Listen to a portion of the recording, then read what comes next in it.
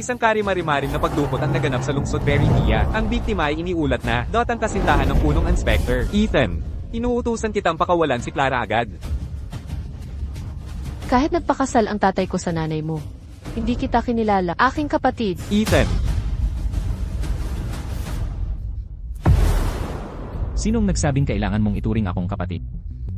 Ngayon, pipilitin kitang aminin sa harap ng lahat, na ika'y akin lamang. Handa na.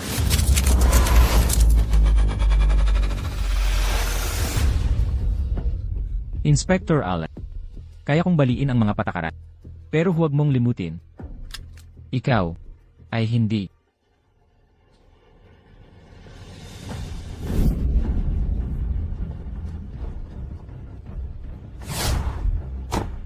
Umalis ka sa daan.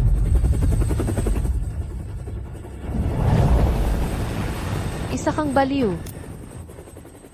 Tama ka. Ako nga ay baliw. Ang isang baliw ay walang pakialam sa moralidad o sa kinaugaliang asal. Clara Davis. Tayong dalawa ang mamumuhay ng magkasama o mamamatay ng sabay. Walang sinuman ang makapagpapabago sa ating tadhana na magkasama tayo. Hindi kita pahihintulutan.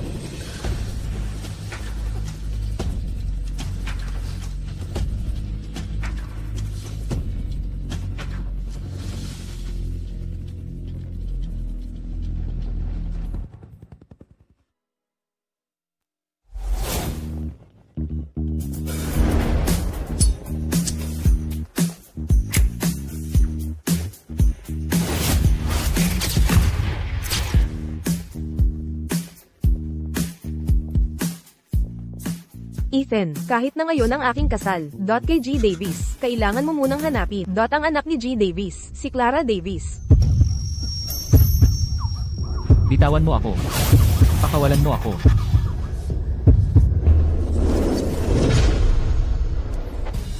Clara Davis. Maligayang pagdating sa aking impyerno. Ethan. Nanay, kaarawan mo ngayon. Dala ko sa'yo ang paborito mong cake.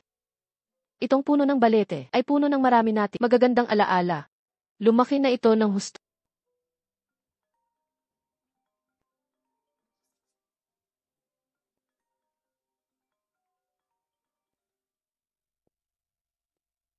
Hello, tatay. Clara, pwede bang huwag ka nang gumawa ng gulo? Ngayon ang kasal mo. Kay Ginang Vance. Alam mo ba, kaarawan ni nanay ngayon?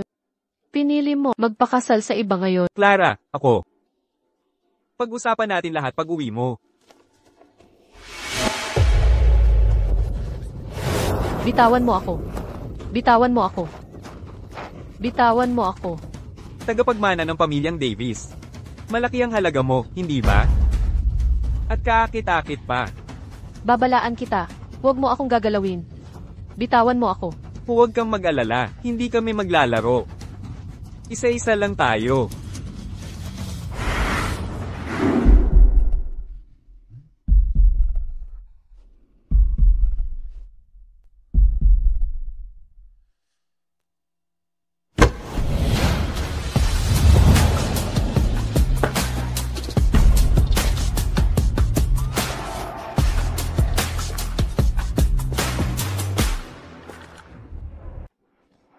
Anong ginagawa mo?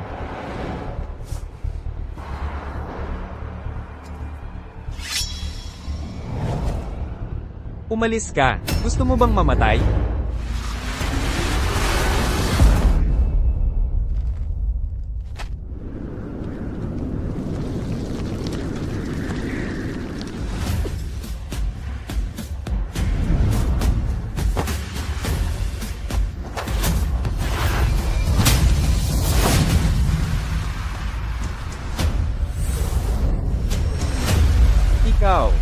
Ikaw ba?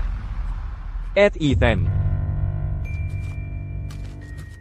Ethan, hindi ko talaga alam na siya ang babae mo pala. Layas.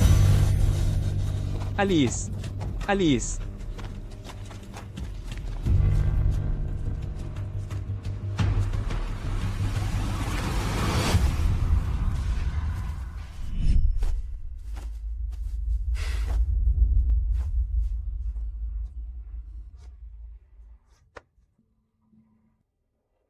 Salamat. Kailan pa? Naging mabait ka sa mga di kilala. Anong ibig mong sabihin? Tagal nating di nagkita.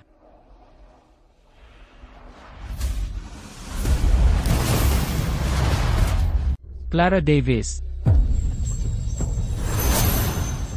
Kamakailan, may lumitaw na wanted smuggler sa Veridia City. Hinahabol siya ng pulisya. Pigilan ang kotse. Kailangan ko ng sakay. Siya na iyon. Ang kriminal mula 5 taon na ang nakalipas.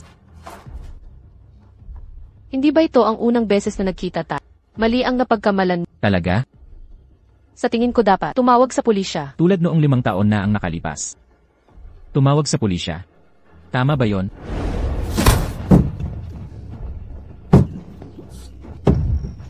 Huwag gumalaw. Ano ang kinatatakutan mo? Hindi ako takot. Iniligtas mo ako. Lubos akong nagpapasalamat.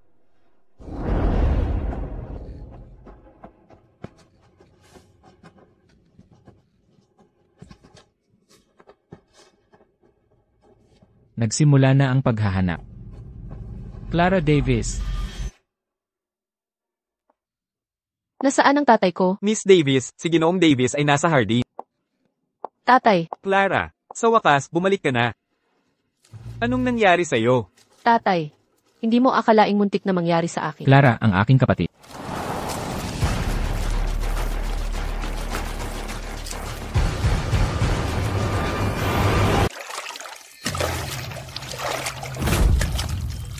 Clara, hayaan mong ipakilala ko kayo. Siya si Ethan Miller, anak ni Ginang Vance. Simula ngayon, makikisama siya sa atin. Nagkita muli tayo, kapatid ko. Tatay. Siya ang kontrabandista noon pa, na pumigil sa kotse ko. Paano mo nagawa? Tungkol dyan, nabanggit na ni Ginang Vance. 5 taon na ang nakalipas. Nagkamali nga si Ethan, 2 taon siyang nakulong. Pero ngayon, nagbagong buhay na. Clara. Sa ngalan ni Ethan, humihingi ako ng paumanhin sa pinsalang dulot niya. Paumanhin po. Hindi ko alam, nakaarawan pala ng nanay mo ngayon. Pero huwag kang mag-alala, ang tatay mo at ako ay binawi na ang handaan sa kasal. Paumanhin. Noong 5 taon pa. Sobrang padalos-dalos na ako. Nakatakot ko ang kapatid ko. Ngayon, nais kong humingi ng tawad sa kanya. Ngunit ang ako pagkalipas ng 5 taon ay nagbagong buhay na. Sana mabigyan mo ako ng pagkakataon. Panaligan mo ako. Tigilan mo na ang pagkukunwari. Hindi ako katulad ng tatay ko. Hindi ako basta-basta naniniwala. Lalo na ang tulad mo na may kaso sa batas. Nanay, Ginoong Davis. Lubos kong naintindihan si Clara. Hindi pa niya matanggap agad. Naiintindihan ko yan. Kung gayon, hayaan kong si Clara magkaroon ng oras para mag-isip. Maauna na ako. Ethan, ilalantad ko ang iyong pagkukunwari.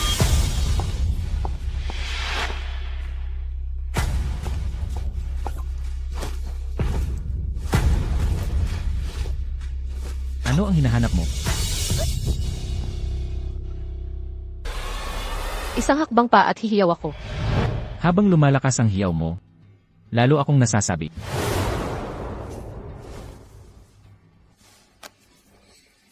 May regalo ako para sa'yo. Sorpresa!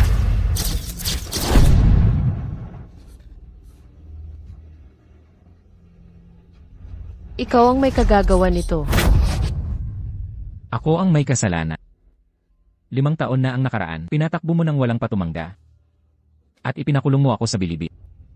Kaya ako ang may sala. Nilabag mo ang batas. Dapat mong harapin ang parusa. Sino ang maglalakas loob parusahan ako? Demonyo ka, bitawan mo ako. Tama ka, isang demonyo. Bagay na bagay. Kaya, maligayang pagdating sa aking impyerno.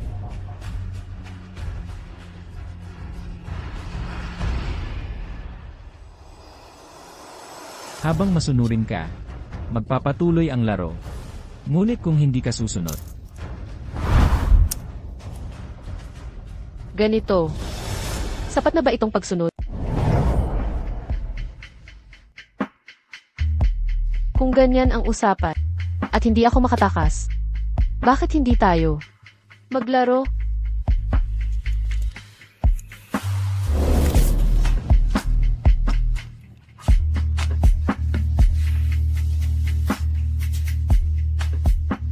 Ganitong laro.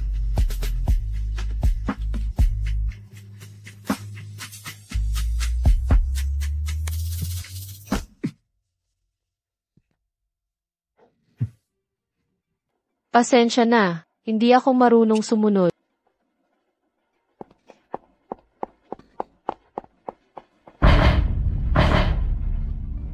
Interesante.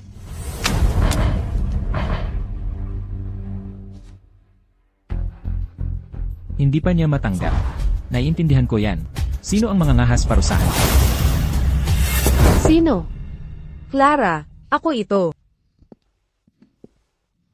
Sabi ng tatay mo, paborito ito ng nanay mo. Matagal siyang naghanap para makahanap ng tagapayos. Ngayong balik ka na mula sa ibang bansa, tamang-tama ibigay ko ito sa iyo. Nagkamali si Ethan noon. Kaya nagkaroon ka ng masamang impresyon. Simula ngayon, pamilya na tayo. Sana. Mapatawad mo siya. Maupo ka. Red Vance. Hindi ikaw ang pakay ko. May mga bagay lang ka. Hindi ko pa matanggap. Nauunawaan kita, Clara. Red Vance. Ano ang kasalukuyang posisyon ni Ethan? Ano ang ginagawa niya? Alam mo ba? Kasalukuyan siyang nagtatrabaho sa isang kumpanya bilang bodyguard at driver ng boss. Bodyguard. Sigurado ka ba? Nanay, hinahanap ka ni Ginoong Davis. Sige. Mag-usap muna kayo, Clara. Gusto mo talagang malaman ako? Bakit hindi mo ako tanungin? Gusto ko lang makita kung anong kasinungalingan mo. Hindi ko inaasahan na pati nanay ay hindi niya alam. Ayos lang. Hindi ako nag-aalala, ipapaalam ko lahat sa'yo. Walang interes. Matigas ang ulo. Gusto ko yan. Pero gusto kong makita kung gaano katagal kang matigas.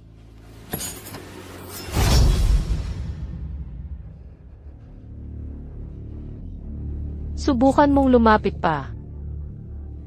Halika na. Gayunpaman, akala mo ba ang kutsilyo makakapigil sa akin? Paano kung baril naman? Taas ang kamay.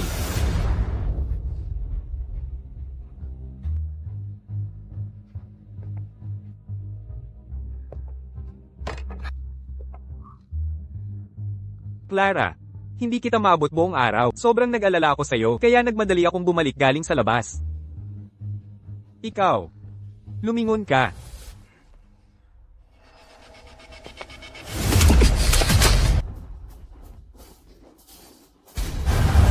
Ang 3 taon ng kompetisyon ay nakakuha ng pansin mula sa lahat ng sektor. Senador Allen ay personal pang dumalo. Sana'y ipakita ninyo ang tunay na kakayahan at magdala ng karangalan sa Akademya ng Pulis. Ethan, sa pagkakataong ito, unang pwesto, ay siguradong sa akin na. Opo, sir. Ethan. Marcos, kilala mo siya. Si Ethan ay kaklase ko sa Akademya ng Pulis. Paglaon, nawala siya. Hindi ko inaasahan na magkikita tayong muli ngayong ganito. Oh, na pala, si Clara Davis. Hindi mo ba ipakikilala ang relasyon natin kay Inspector Allen? Tunay nga, dapat ko siyang ipakilala. Marcos. Ang aking mapapangasawa.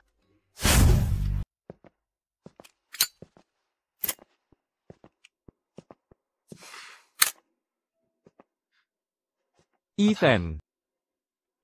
Nagbago ka na. Dati, bigla kang nawala. Maya-maya, narinig ko. Nakulong ka raw. Hindi lang ako makapaniwala. Ikaw, na top student na makakagraduate sa Akademya ng Pulis sa 1 taon, sisirain ang iyong kinabukasan dahil sa mga iyon. Marcos. Magkaibang desisyon ay patungo sa ibang landas. Paano mo masasabing sinira? Pero ikaw lagi ang pinakamagaling sa Akademya ng Pulis. Nagsabay tayo ng panunumpa na maging mabuting pulis. Nakalimutan mo na ba? Nagpalaro ka ng barya, di ba? Kapag nasa ere ang barya, hindi mo alam anong panig ng tadhana ang mapupunta sa'yo. Kaya, dahil lang nag-akademya ka ng pulis, hindi ibig sabihin ay pulis ka na. Pero ang dami nating pinagdaanan. Nanganganib ang buhay. Hindi ko malilimutan. Noong taon na yon, isinuko mo. Ang tsansang maging numero 1 para sa akin.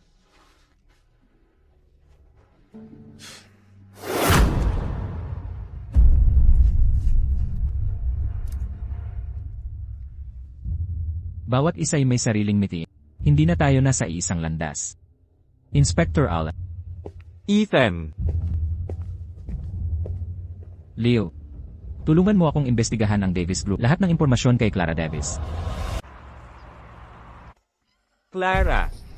Paano kung tingnan natin ang mga venue ng kasal bukas? Sa tingin ko, ilipat natin mas maaga ang petsa. Mukhang hindi na si Ethan, ang dati kong kakilala. Nakatira ka sa iisang bubong niya. Nag-aalala ako sa'yo. Sino nagpasok sa... Lumabas ka na. Clara Davis, akala mo ba nagmamalasakit ako? Sa mga walang kwentang trick mo. Paano kung mayroon kang punong inspektor na fan? Ibigay mo sa akin ang damit, Ethan. Clara Davis, kulangan sa kumpiyansa. Galaw.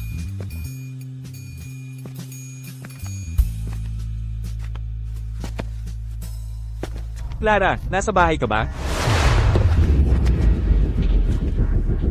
Clara, naliligo ako, Marquez. May gusto sana akong pag-usapan.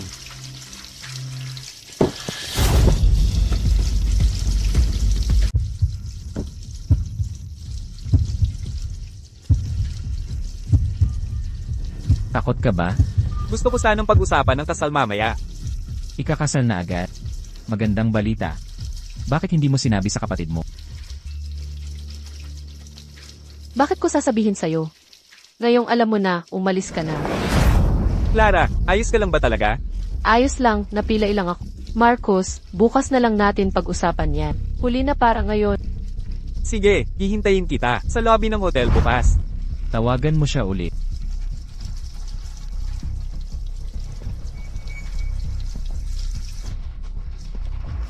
Natatakot ka ba?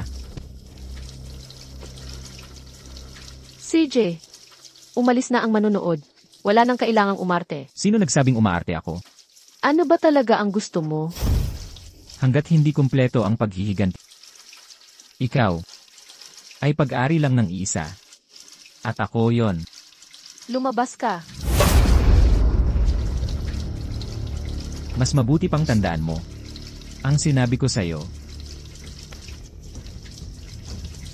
Masyado kang kampante. Tingnan natin yan.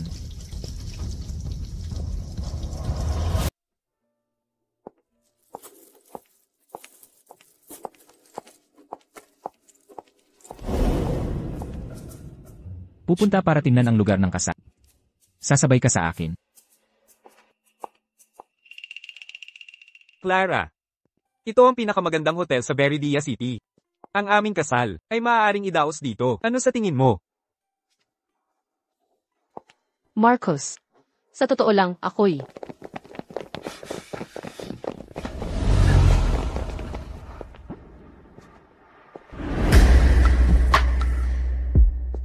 Ethan.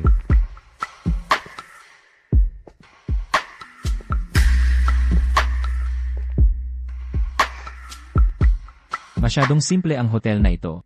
Hindi ito tugma sa estilo ng pamilyang Allen. Marcos.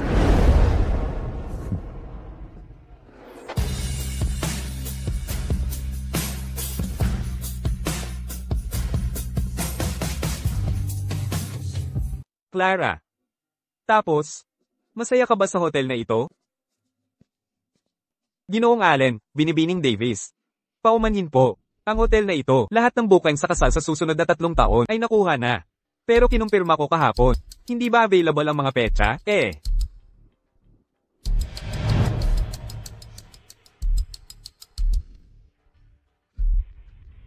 Si Ethan na naman. Leo. Inspector Allen ay maraming libreng oras ngayon. Bigyan mo siya ng gagawin. Nauunawaan. Clara, bakit hindi tayo lumipat sa ibang hotel? Paumanhin, pero may ibang usapin. Walang hotel dito, ang tumatanggap ng booking sa kasal mula kay Miss Davis. Alam mo ba kung sino ako? Inspector Allen, ayokong galitin kayo. Isa lang akong mensahero. Sinabi rin ni Ethan, na kahit pa dumating si Senator Allen, hindi mababago ang anumang bagay.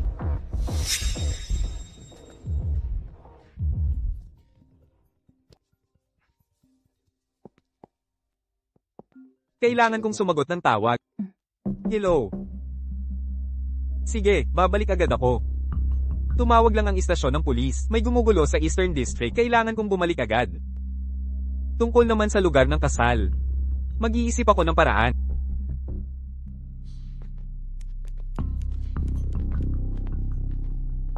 Ethan.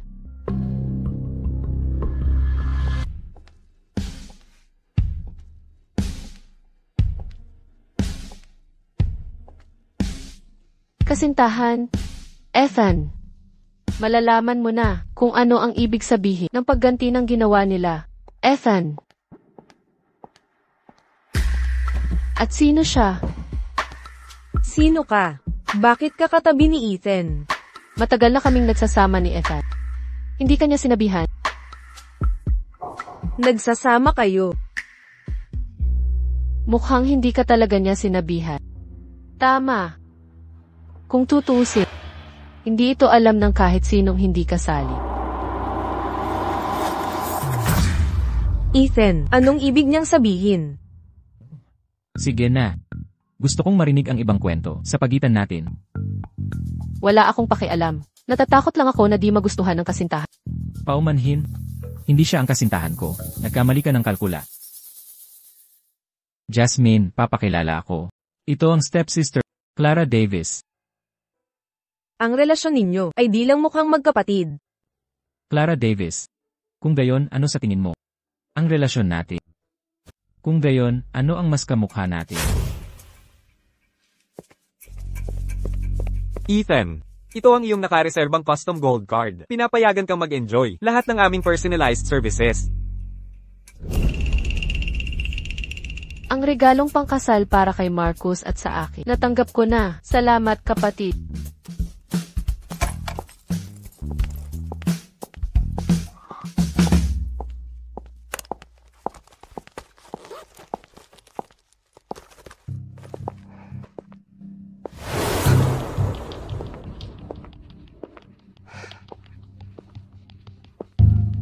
Kailan mo kinuha? Masyado kang distracted.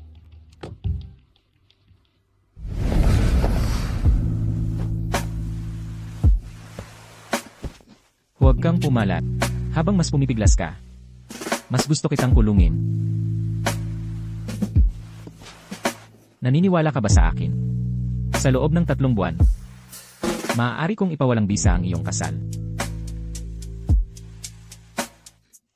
Masyado mong dinidibdib ang sarili mo. Paano kung tumaya tayo? CJ, ano ang ating taya? Kung mananalo ako, aalis ka sa pamilya Davis at hindi ka na magpapakita. Kung matalo ka, gusto kong umiyak ka, mamamanhi ka sa akin. Nailigtas kita. Ang binago mong proyekto sa pagpapaunlad ng Asher Isle, nasuri ko na. Nakilala mo na ang lahat ng posibleng panganib. Sa paligid nito, sa galing mo, naisip mo na bang sumali sa Davis Group? Itay. Tungkol sa mga karapatan sa pagpapaunlad, para sa Azure Isle, gusto kong makausap ka. May kinalaman itong sikreto sa negosyo. Baka dapat umalis ang ilang tao. Hindi outsider si Ethan. Ang proyekto sa Asher Isle na ginagawa niya ay napakahusay. Kung gugustuhin ni Ethan, makakatulong siyang mamahala kasama namin. Itay. Nag-aral ako ng negosyo. Kaya mahirap makasabay sa pananaw ng mga sosyologo. Ano ang ibig mong sabihin? Ang Davis Group ay hindi basta mapapasukan. Dahil may espesyal na at espesyal na kasama. Tulad ng gabi. Madilim at itim. Clara. Kailangan kong sagutin ang tawag. Paumanhin. Nainsulto ka ba? Hayaan mong ako. Maghain ng tsaa bilang paumanhin. CJ.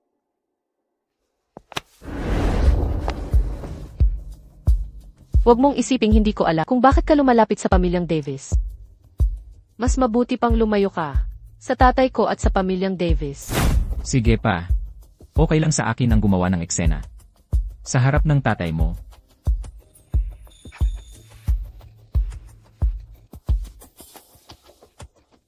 Sige na, Paul M. Masarap ang tsaa. Salamat. Tinanggap ko ang iyong paumanhin. Isang araw, aalisin ko ang maskara mong mapagkunwari.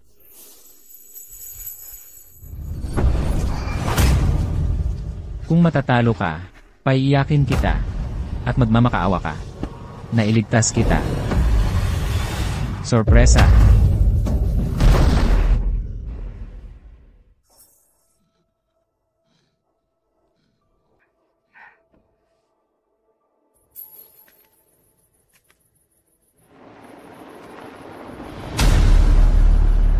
Lumabas ka ng gabi na. Siguradong may masama kang balak.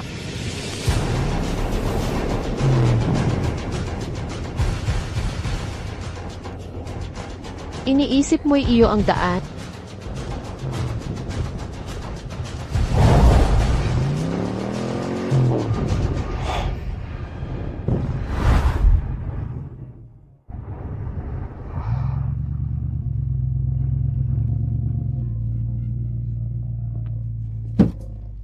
Naliligaw ka ba, Hija?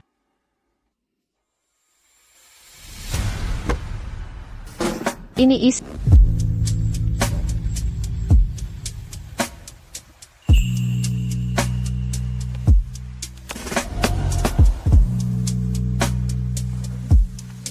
Gusto mong silipin ang mundo ko. Kung gayon, sundin ang nais mo.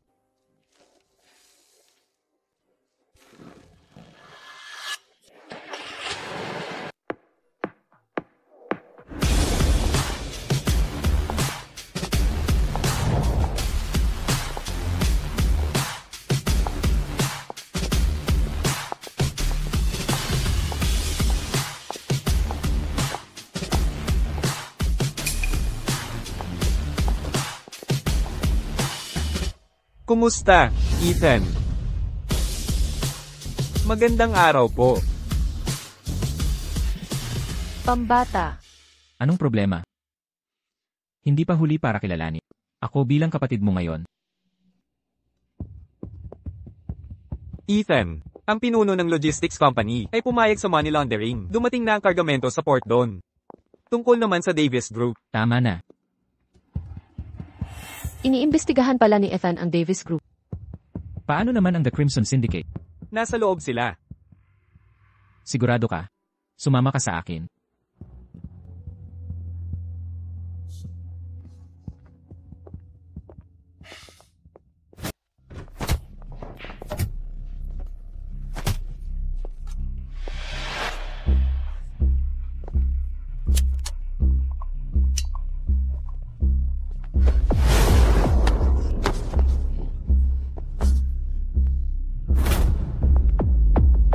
Ang lugar ng paghahatid para sa susunod na kargamento. Nasaan iyon? Sa iyang. Iyang, ano nga ba? Tinatanong kita. Nasaan iyon? Sasabihin ko.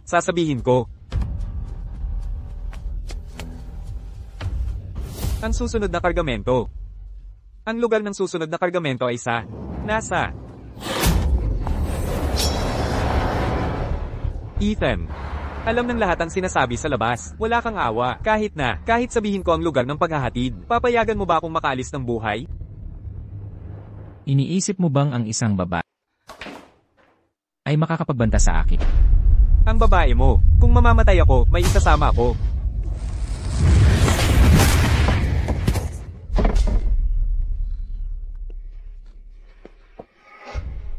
Gusto mo ng laro ha? Halika na. Laro tayo ng todo.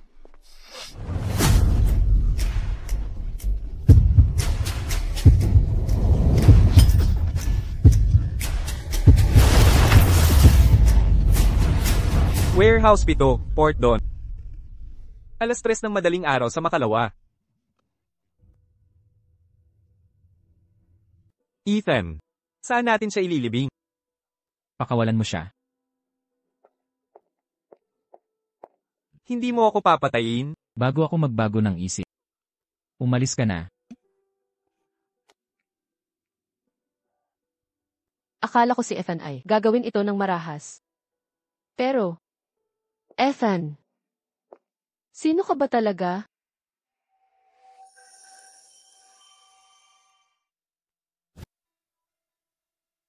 Tatay, Huwag ka nang tumawag. Nasa honeymoon sila. Ako ang nag-ayos nito.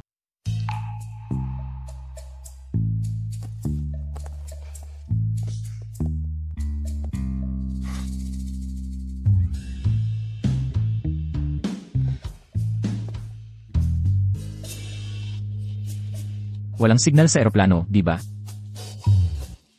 ibalik mo sa akin ang cellphone.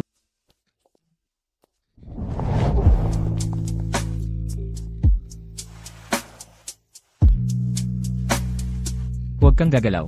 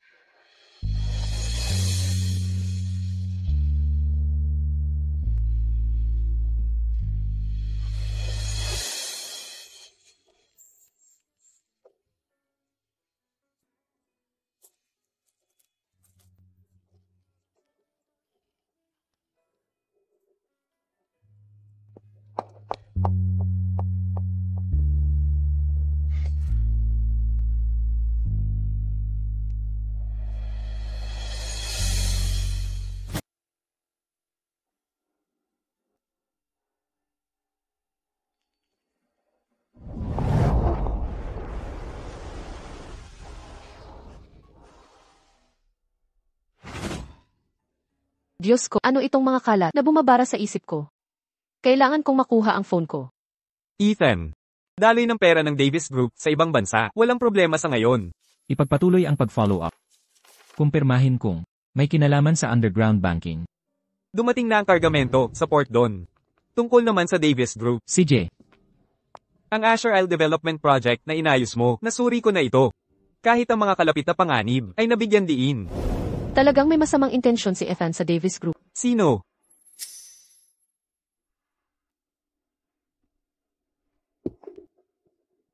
Matagal mo nang ninanasa ang Davis Group, hindi ba? ang usaping ito. Hindi ito ang iniisip. Kung gayon, bigyan mo ako ng makatuwirang paliwanag.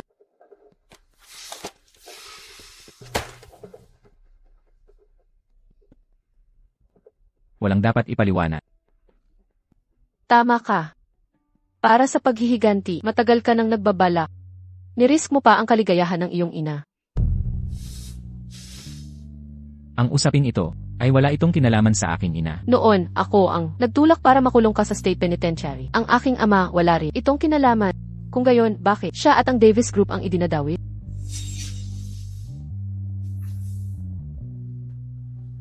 Wala nang dahilan. O sinasabi mo ba, ikaw at ang iyong ina ay nagplano nito simula pala para makamit ang layunin mo, gagawin mo ang lahat, wala kang hindi gagawin. Ulitin ko, wala itong kinalaman sa aking ina. Kahit anong gawin mo sa akin.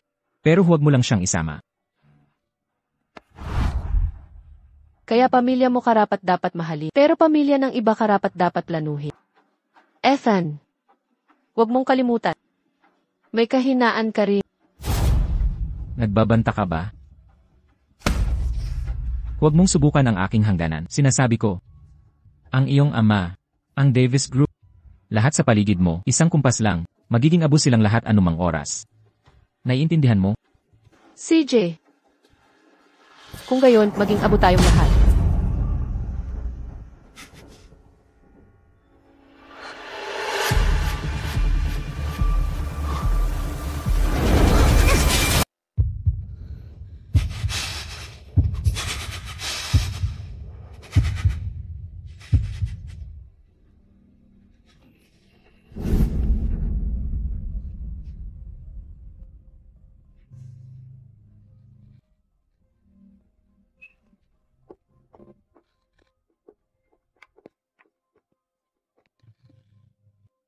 Naku po. Ang kwintas na ito. Pamana ng ama ni Ethan.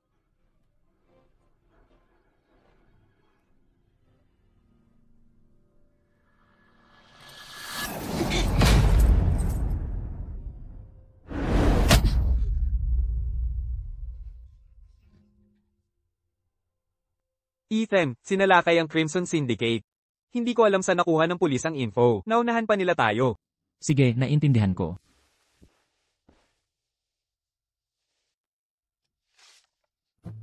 Pasensya na.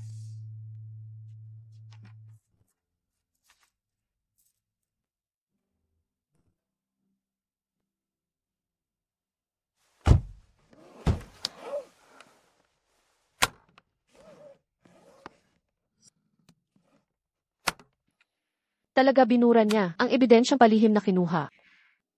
Lubos na nabura ang data. Mahirap na itong maibalik. Talagang hindi ko inasahan na magbago ng husto si Ethan itong mga taon. Marcos, ano ba talaga nangyari sa inyo? Kami ni Ethan. Pumasok sa Police Academy ng sabay. Siya ang kampiyon ng Tactical Skills Competition 3 sunod. Nagbigay karangalan siya sa academy. Siya ang dangal ng pulisya. Dati siyang opisyal at layuning gusto kong lampasan. May sinumpaan kaming pangako na ang badge sa balikat ay tanglaw para sa mahihina. Hindi ko inisip na pagkalipas ng 5 taon, magiging miyembro siya ng Black Phoenix Gang.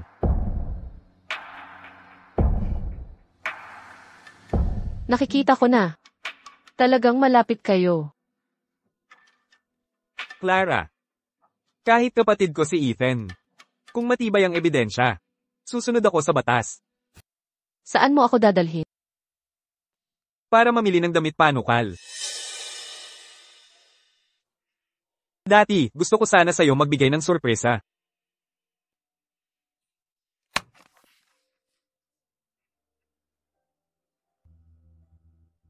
Clara. Gagawin kitang pinakamasayang bride sa buong mundo.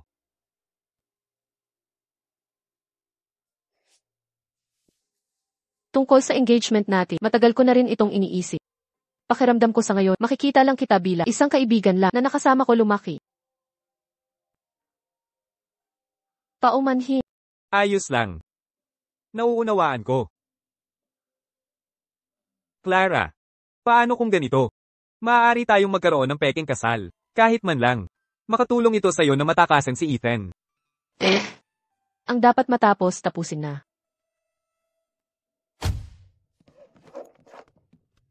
Ethan. Nasa bridal shop si Miss Davis at Inspector Allen. Hello, Ethan, sa susunod na linggo ang birthday ko. May sorpresa ka na ba para sa akin? naisip ko na. Susunduin kita.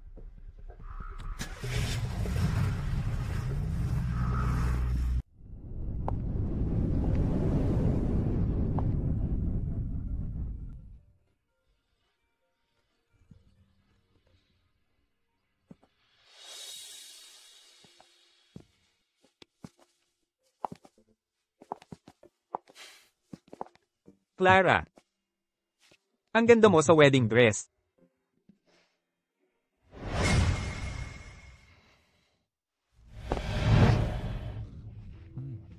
Ethan, Ginugulo mo pa rin ako. Ethan, sabihin mo, kamusta ako?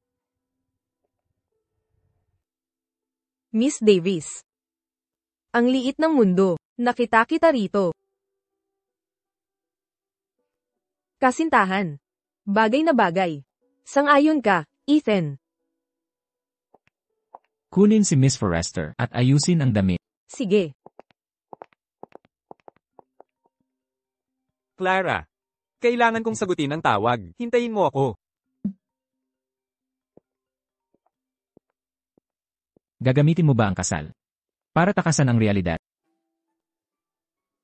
kung ang paraan na ito ay magpapamahal sa iyo na saktan ako, masaya kong susubukan. Kahit na mali ang piliin ko, hindi mahalaga.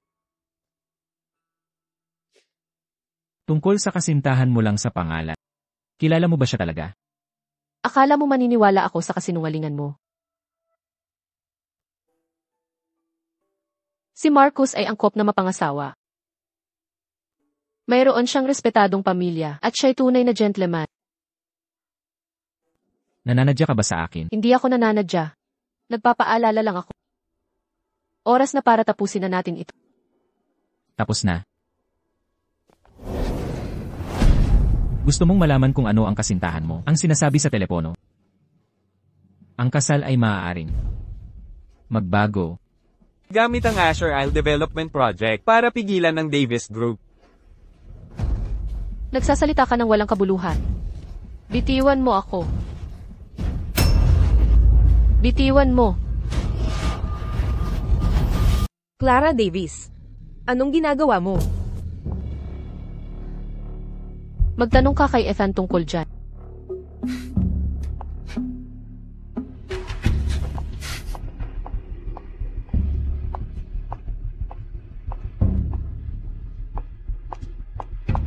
Ethan, talagang sinusubukan kanyang akitin. Hindi sa pagkakataong ito.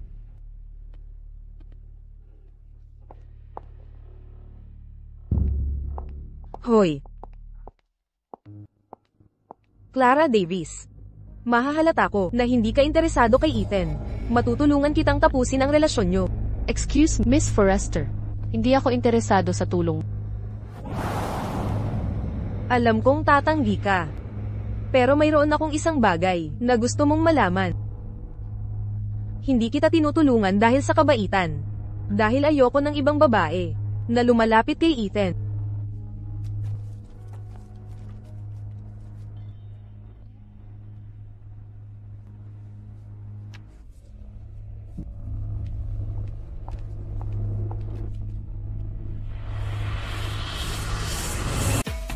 Nako, hindi pwede. Huwag kang aatras. Ikaw muna ang uminom. Clara Davis, dito.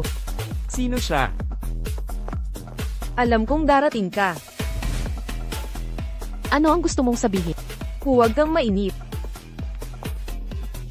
Halika na, pakilala ko ang lahat. Siya ang stepsister ni Ethan. Clara Davis, tagapagmana ng Davis Group. Sumama ka. Mabuhay, mabuhay. Miss Davis, ako si Lucy. Salamat. Dumiretso na tayo sa punto. Si Ethan ay nagtatrabaho para kay Dad nitong mga nakaraang taon. Ang tatay mo. Oo. Ang tatay ko si Mr. Forrester. Ang galing ni Ethan. Sa loob lamang ng 3 taon, naging pangalawa sa Black Phoenix Gang. Isipin mo, si Ethan sa pinakamalakas na gang at pangalawa sa Black Phoenix Gang. Ano ang binubulong ninyo? Tara, mag-inuman tayo. Unang beses dito ni Miss Davis. Huwag mo siyang takutin. Miss Davis, uminom ka ng tubig. Ako na ang iinom nito para sa iyo.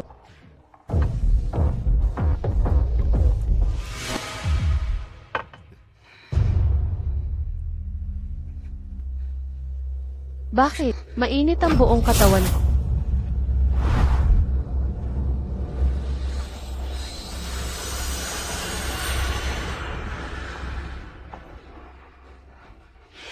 Miss Davis, ilalabas kita para magpahangin. Umalis ka. Umalis. Lumayo ka. Maging magkaibigan na lang tayo. Huwag gumalaw. Walang gagalaw. Tulungan mo ako. Ethan. Kahit sino pa siya, pakitunguhan mo siya ayon sa batas ng gang. Opo, sir. Ethan, wala akong kinalaman dito. Hindi ko alam bakit ganito ang nangyari.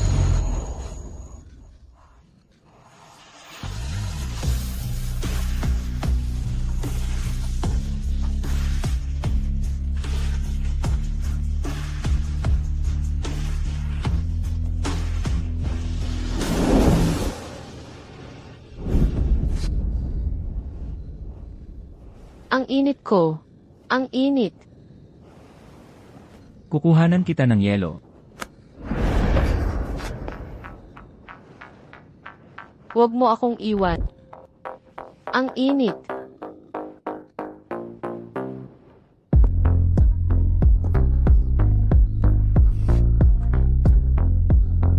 Gising, gising, tignan mo kung sino ako. Nagmamakaawa ako. Tulungan mo ako. Tulungan mo ako.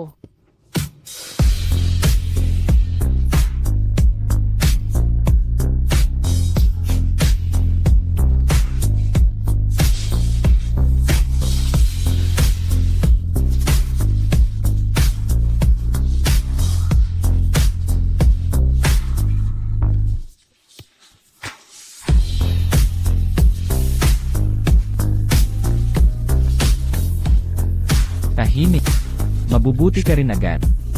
Nandito ako.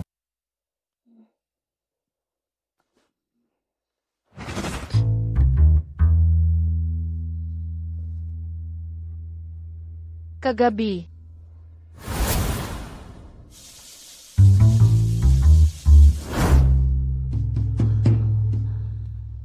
Sira na ako.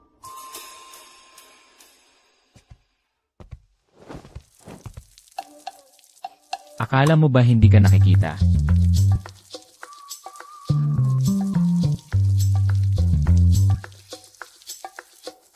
Maganda ang panahon. Nagdidilig. Parang tao ang mga halaman. Minsan sila nauuhaw. Hindi pa nga kita sinisisi. Kung hindi dahil sa... Pagnatnat mo sa braso ko kagabi. Hindi sana ganito.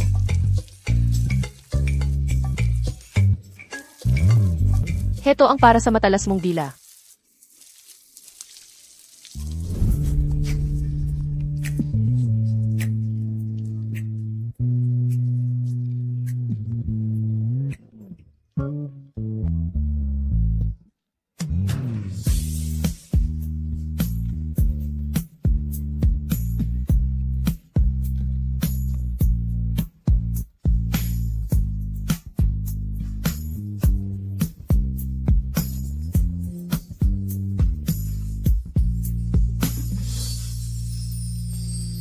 Clara.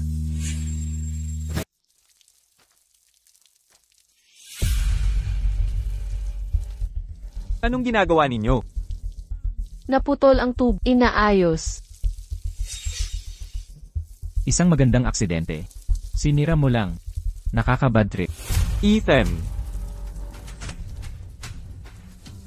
Ethan. Marcus, basa ang damit mo. Hubarin mo, patutuyuin ko. Sige.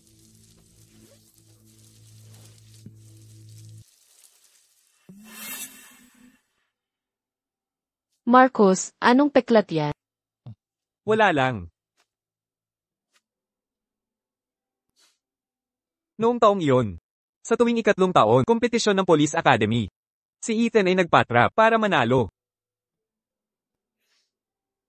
Dito nagmula ang peklat. Akala ko dati magkasundo kayo. Dati, ganoon din ang akala ko. Siguro, masyado kong pinahalagahan ang aming samahan.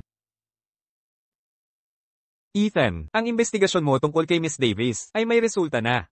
Sabihin mo. Ang pamilyang Davis at Allen ay laging magkaibigan. 5 taon na ang nakalipas, Miss Davis hiniling na makipag-alyansa kay Marquez. Sumunod na taon, nag-aral siya sa ibang bansa. 3 taon na ang nakalipas, namatay ang ina niya. Ayon sa investigasyon, si Mr. Davis na nasa biyahe noon ay naipit dahil sa pasaporte. Kaya, nag-isa siyang umuwi sa Veridia para sa libing. Kahit tapos na siya mag-aral, hindi na siya bumalik. Hanggang sa napangasawa ni Mommy si Mr. Davis. Sige, naintindihan ko. Na pala. Patuloy na bantayan si Keir Forrester at ang kilos ni Senador Allen. Oo, Ethan.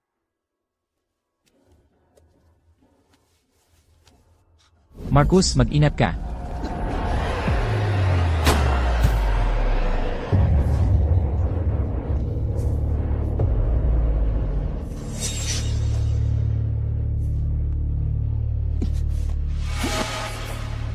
Nanalo si Marquez. Mukhang hindi talaga alam ni Clara ang mga pagbabago na dinaanan ni Marcus.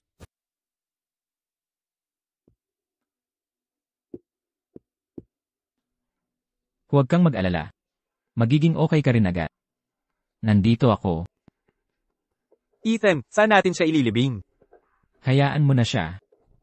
Talaga namang. Hindi mo ako papatayin? Ang tuwing 3 taon na kompetisyon sa Police Academy. Si Ethan ay naghanda ng patibo para manalo ng unang pwesto. Ethan. Anong klaseng tao ka ba talaga?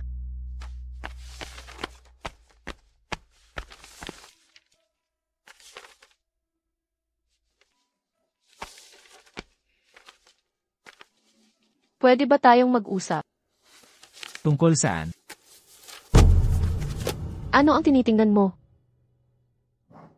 Wala. Sinusubukan mong itago ang isang bagay, hindi ba? Ano ba talaga iyon? Maraming bagay. Mas mabuti kung mas kaunti ang alam mo.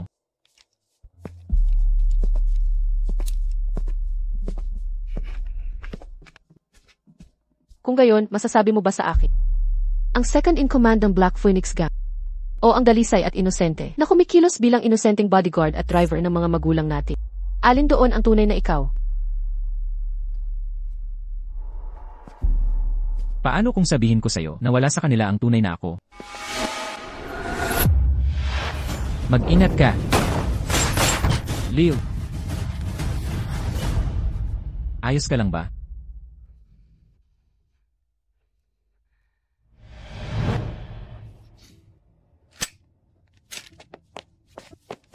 Ethan.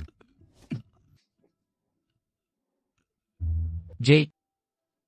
Sino ang nagpadala sa'yo? Ethan. Wala akong magawa. Kung hindi, mapapatay nila ang aking asawa at mga anak. Ethan. Pakisagip sila. Pakisagip ang aking asawa at mga anak, Ethan.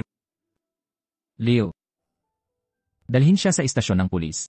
Opo, Ethan. Ethan, pakisagip ang aking asawa at mga anak. Ang iyong asawa at mga anak. Titiyakin kong ligtas sila. Salamat, Ethan. Tara na. Kailangan mong iligtas ang aking asawa at mga anak.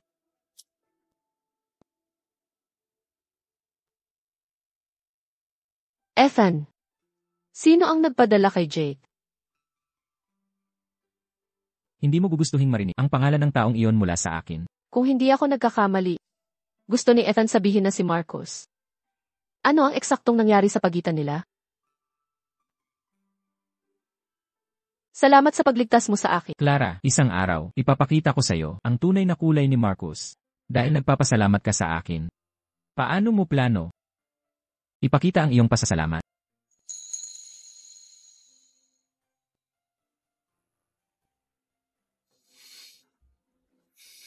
Nabuksan ko ba muli ang iyong sugat? Mas mabuting tumawag ako ng doktor.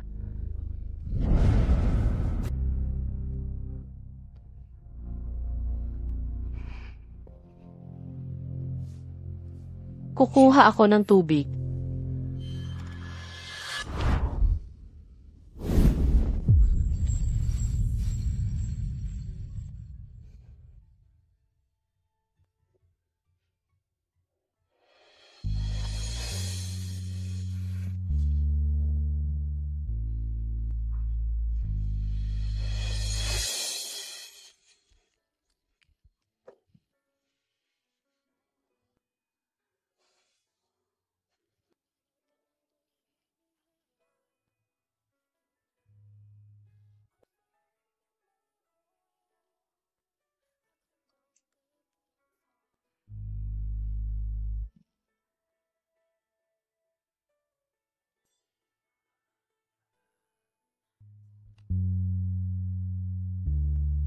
Kung magpapatuloy natatakot akong sakmalin ka.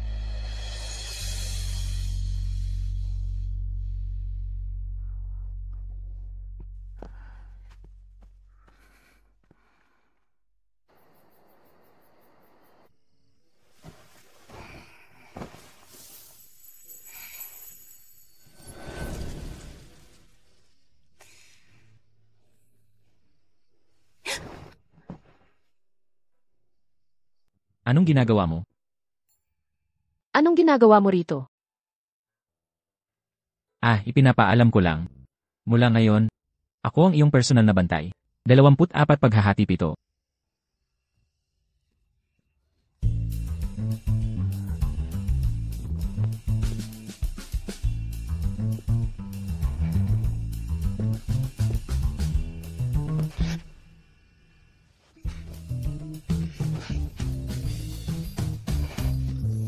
Ano ang iniisip mo?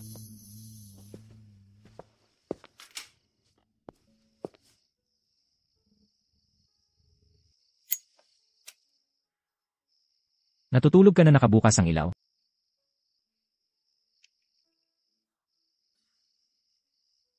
Ethan. Ang dating ikaw at ang ikaw ngayon.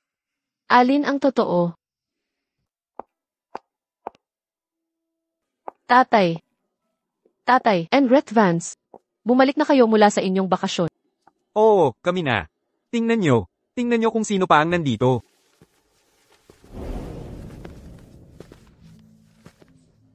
Clara.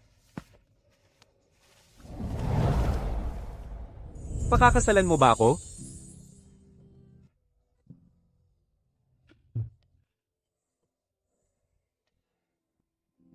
Marcos, ako.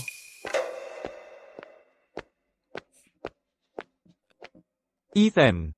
Mama, Davis. Nandito na rin kayo? Mabuti na lang nakauwi ako. Kung hindi, sana na-miss ko ang napakahalagang sandali ng kapatid ko. Marcos, lumabas muna tayo at mag-usap.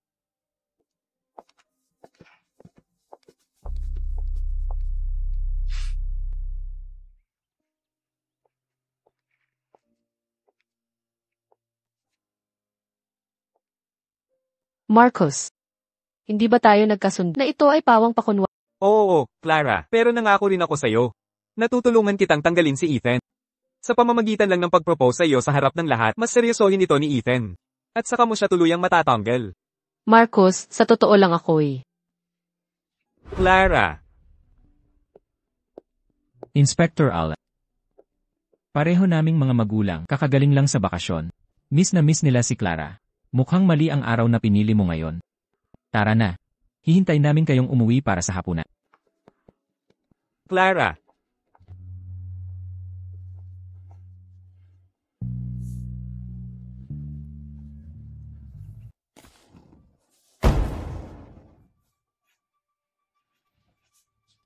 Ethan. Lagi mo na lang akong sinasalungat.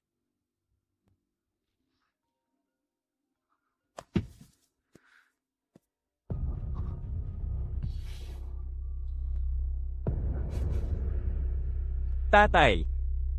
Naayos na ba ang kasal? Ako, hindi ko nga kayanin ng isang babae. May nagawa ka na bang? Ikinalubod ko, ang mundo ay para sa malalakas. Maging malakas ka, o yayapakan kang parang langgam. Ethan. Bakit ka palaging bumabagabag sa buhay ko, na parang bangungot? Ginoong Forrester. Nandito na si Inspector Allen.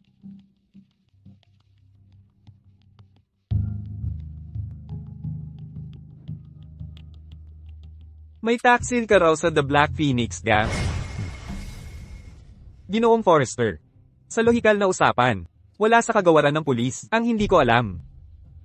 Pero sa pagkakataong ito, ang pagsalakay ng pulis sa Crimson Syndicate ay bigla ang utos. Nagtanong ako kay Jake mula sa Crimson Syndicate, ibinigay niya ang oras at lokasyon ng transaksyon sa mga miyembro ng iyong Black Phoenix Gang.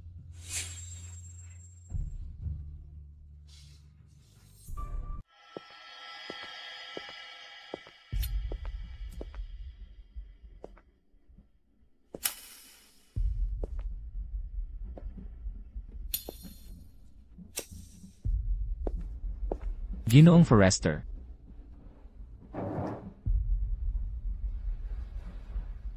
Tinawag mo ba ako? Ni-raid ng pulis ang pulang sindikato, at nawala ang kargamento. May traidor sa aming itim na Phoenix Gang. Nakita ko na siya. Hahayaan ko siya sa iyo para asikasuhin. Sa kasalukuyang sitwasyon, sinusubukan lang siguro ako ni Forrester. Hindi tiyak kung may iba pang opisyal. Maliban sa akin na lihim, sa itim na Phoenix Gang, kailangan kong sumugal. Ethan, talaga bang ahente ka na lihim? Ahente na lihim? Ipapakita ko sa'yo, ang mas gugustuhin mo pang mamatay. G. Forrester, iligtas mo ako. Ethan, tama na yan. Lahat kayo, umalis na. Ethan, napakalupit mo talaga. Ginoong Forrester. Mukhang hindi siya ang nais mong subukan. Tama, dahil may traidor sa itim na Phoenix Gang. Kailangan ko siyang mahanap. Ang sagot ba ni Forrester ngayon? Ay kasiya siya sa'yo?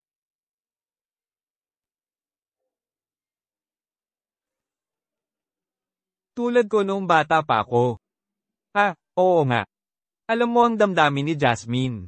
Pwede kang manligaw sa iba, pero wag seryosohin at sirain puso niya. Kung ganun lang, maaasahan kong ibibigay ko ang itim na Phoenix Gang sa'yo. Ginoong Forrester. Nakikita ko si Jasmine palagi. Bilang kapatid. Huwag muna nating pag-usapan yan. Mayroon akong maselang usapin ngayon. Sabihin mo. Asikasuhin ng Davis Group.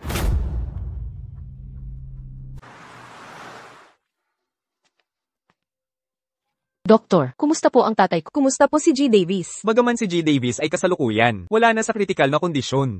Dahil sa matinding pinsala sa utak, hindi pa rin alam kung kailan siya gigising. Kapag naging matatag ang kalagayan, ililipat na siya sa regular na ward. Sa ngayon, isang miyembro ng pamilya lang ang maaaring bumisita. Ian, Vance, mauna na po kayo. Ihintay na lang ako sa labas.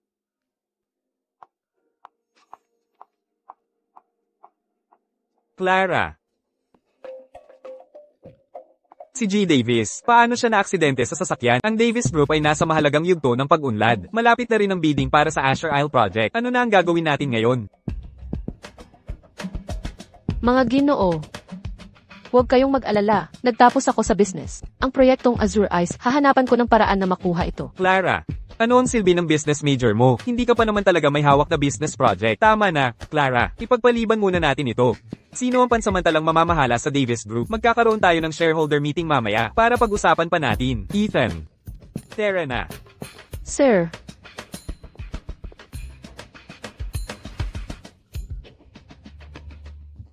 Masyadong mayabang si Clara Davis. Tingnan natin kung ano ang kaya niyang gawin.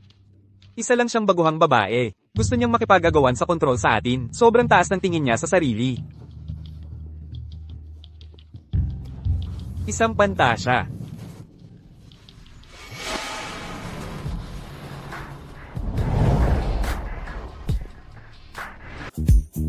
Ito.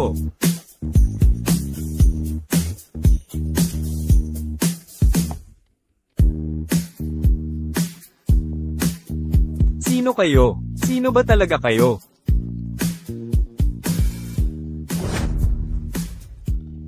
Ethan. Ethan? Sabi-sabi. Walang awa at malupit siya. Pangalawa sa commander ng Black Phoenix Gang. Ethan. Mula kami sa Davis Group, baka nagkamali kayo ng tao. Ikaw mismo ang hinahanap ko. Ethan, kung nagkamali kami ng di sinasadya, maawa na po kayo sa amin. Siguradong magsusorry kami. Hindi niyo ako nasaktan. Nasaktan ng anak ng chairman ng Davis Group. Clara Davis. Naiintindihan niyo ba? Oo. Ethan, mula ngayon, susundin namin ang utos ni Miss Davis. Oo. Susundin namin ang utos ni Miss Davis. Parehong tumatanda na ang mga Ginoo, para maiwasan ang anumang aksidente. Ipaalaga ninyo sila sa mga tauhan. Oo, Ethan. Ethan, tinutulungan niya ako.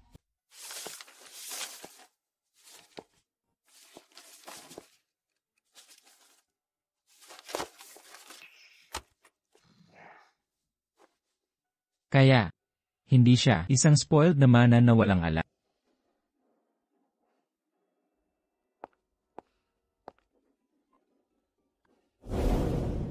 Clara. Ethan. Hindi ako nagmamalasakit sa iba, pero itong dalawa ang aking sukdulan. Una, huwag mong sundan ang yapak ng ama mo. Pangalawa, huwag kang lumagpas sa linya. Nay, Wala akong pakialam sa iniisip mo. Ang relasyon mo kay Clara ay limitado sa magkapatid. gusto ko lang. Protektahan siya. Nanganak ako sa iyo. Alam na alam ko ang nasa isip mo. Malinaw na malinaw sa nanay. Noon, nakakuha ka ng mataas na marka at nakapasok sa Police Academy. Inaasahan ko ang araw na opisyal kang magsuot ng uniforme at humarap sa akin. Lahat iyon ay nakaraan na. Lahat nagkakamali. Ngunit simula ngayon, sana'y manatili ka sa iyong prinsipyo at kontrolin ang iyong damdamin. Tiwala ako'y alam mo ang iyong hangganan.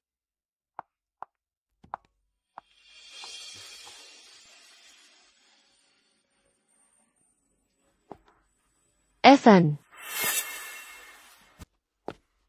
Magsalita. Ano yon? sinadya ba aksidente ni tatay? O kung tutuusin, ikaw ba ang may gawa? May nagsabi siguro sa'yo. Ginoong Forrester, makukuha ko ang karapatan sa Azure Isle, tiyak. Para naman sa kasalukuyang pangunahing kakumpetensya, ang Davis Group. Hindi mo na kailangang mag-alala. May paraan ako para dyan. Ang pakikipagkumpetensya sa Davis Group para sa Azure Isle Development Rights ay ang Azure Corporation. Kaya ang Black Phoenix Gang ba ay tunay na organisasyon ng Azure Corporation? Ethan, di ko pansin kung totoo ang recording. Gusto kong marinig mismo sa iyo. Naniniwala ka ba sa akin? Dati, hindi. Pero ngayon, hindi na ako sigurado. Makinig kang mabuti. Huwag kang magtiwala kahit kanino. Pero sundin mo ang nararamdaman mo.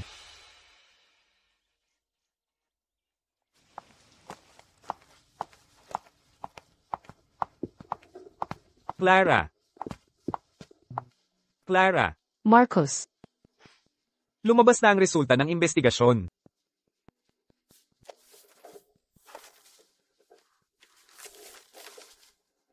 sanhi ng banggaan sa mailap na hayop. Dahil sa husay ni tatay hindi siya magkakaroon ng malubhang aksidente para lang makaiwas sa hayop. Nararamdaman ko rin na may mali dito. Bagamat aksidente ang hatol sa insidente. Kaya, Marcos, sa tingin mo rin ang aksidente ay kahina-hinala? Nangyari ang aksidente sa Asher Isle, hindi pa tapos. Sabi nila, sinumang mapunta sa Asher Isle ay makakasigurong posisyon sa real estate. Pero kung titingnan sa industriya, ang mga kumpanyang makakakuha nitong proyekto ay kakaunti lang. Para sa bid ng Asher Isle, hindi malayo na ito ay isang babala na tinarget. Maaaring higit pa ito sa simpleng babala. Marcos, gusto kong makita ang lugar ng aksidente.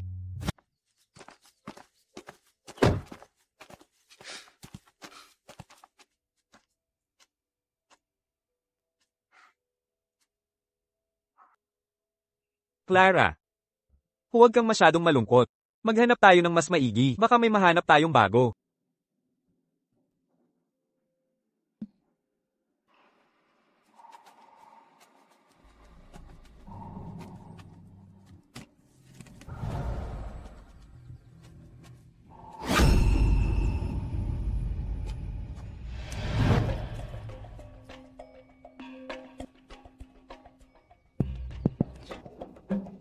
Ang sagisag ng pinakamalakas na grupo sa syudad. Ang Black Phoenix Gang.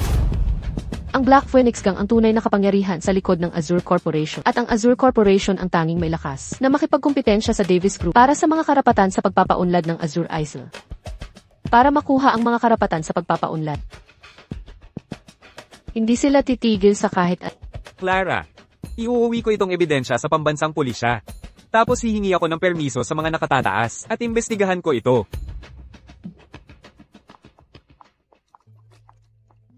Nasa bahay ba si Ethan? Miss, dapat nasa kwarto si Ethan. Naunawaan ko. Ethan, Anong problema? gusto kong marinig mismo mula sa iyo ang katotohanan. Ang totoo tungkol sa aksidente ng sasakyan ni Dad. Hindi ako ang gumawa niyan. Ang Black Phoenix Gang ba ang gumawa niyan? Kung hindi ikaw, sino ang nag-utos, Ginoong Forrester? O ikaw ba? Sinabi ko nang hindi ako. Maniniwala ka ba sa akin? Nakita ko ang sagisag ng Black Phoenix Gang sa lugar ng aksidente. Nagpadala si Jasmine ng recording. Nangako ka rin kay Ginoong Forrester na kukunin mo ang mga karapatan sa pagpapaunlad ng Azure Isle at ayusin ang Davis Group. Kaya, mabibigyan mo ba ako ng dahilan para maniwala sa iyo? Totoo ang recording. Totoo rin na gusto kong makuha ang mga karapatan sa pagpapaunlad ng Azure Isle. Pero hindi ko kailangan saktan ang iyong ama para makuha ang Davis Group. Kaya, ang ibig mong sabihin, may gustong isadlak ang Black Phoenix Gang. Mas tiyak. May gustong isadlak ako. Hahanapin ko ang katotohanan. Sino to? Hindi ba si Ethan yan? Hindi. Dapat natawagin kita, Ethan, tagapagtupad ng Black Phoenix Gang. Inspector Allen. Ang mga taktika ay gumaling mula noong 6 na taon. Siyempre dapat gumaling. Kung hindi, paano ako makakapaglaro ng habulan sa'yo? Alam mo, ikaw yung pusa na hindi makahuli ng daga. Ethan. Ikalawang pinuno ka lang ng Black Phoenix Gang. Isang magnanakaw lang. Bakit mo iniisip kaya mong labanan ako? Labanan? Masyado kang mayabang. Yung mayabang na pusa, hindi ba't laging naloloko ng daga, at napapalipat? Ethan. Talaga akong interesado. Paano mo nagagawa na baliwalain ako? Dahil hindi ka kasing galing ko, hindi ka karapat-dapat. Sige. Sana panindigan mo yan. Inaabangan ko yan. Marcus, huwag mong kalimutan. 6 na taon sa Police Academy. Hindi mo ako natalo kahit minsan, sa hinaharap naman. Mas matindi ang talo mo.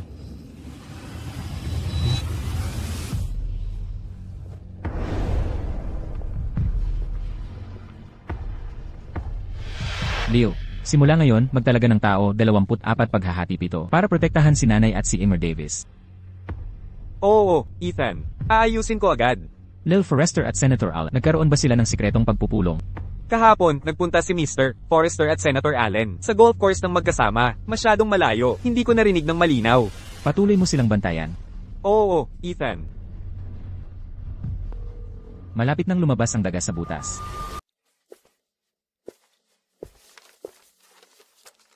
Ito ay para sa proyektong Azure ISO, mga kaugnay na dokumento. Tingnan mo. Gusto mong umatras sa bid. Hindi ako atras. Bakit mo ito ibinibigay sa akin? Siguro, umaasa akong ang kakumpetensya ko ay magkakaroon ng parehong impormasyon tulad ko. Bilang kakumpetensya, ang kilos mo ay tiyak na magdudulot ng hinala. Ang proyektong Azure ISO ay mas komplikado kaysa iniisip mo. Kaya sa iyong paningin, isa rin ba ako sa mga babaeng walang karanasan na pinag-uusapan ng shareholders? Hindi ka clueless.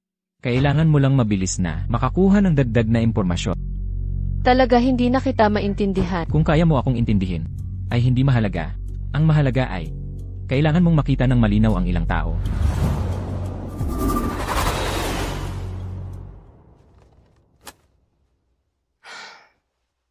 Maaari mo bang sabihin kung paano mo nakuha ang peklat sa braso? 6 na taon na ang nakalipas. Marcus, mag-ingat ka.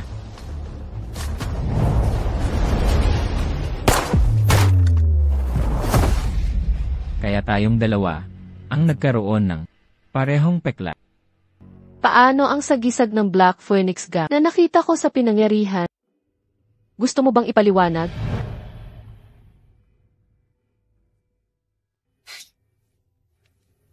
Kahit ipaliwanag ko, maniniwala ka ba? Paano kung sabihin ko?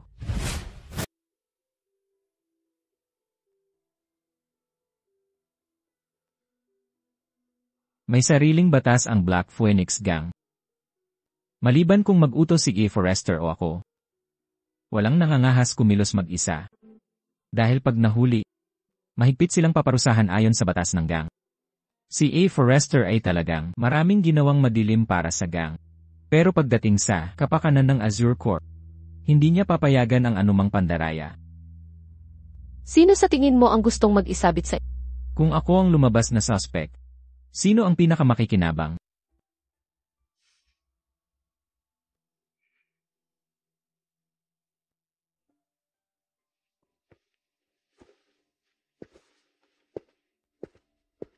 Ang pinakamalaking makikinabang. Marcus, anong nangyari sa peklat mo? Wala.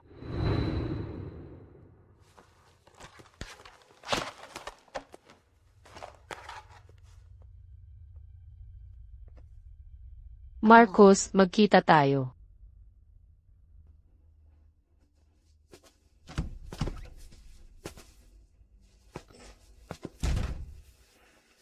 Clara. Hindi ko inaasahan na yayain mo ako. Salamat. Marcus, gusto sana kitang tanungin tungkol sa sagisag ng Black Phoenix Gang na nakuha sa aksidente.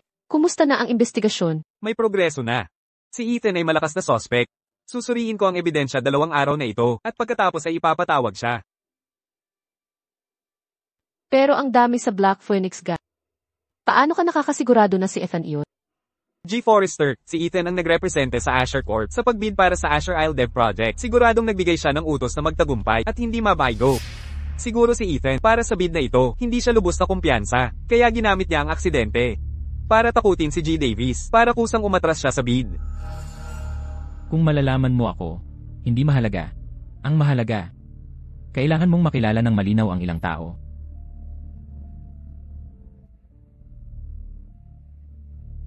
Clara, ano ang iniisip mo?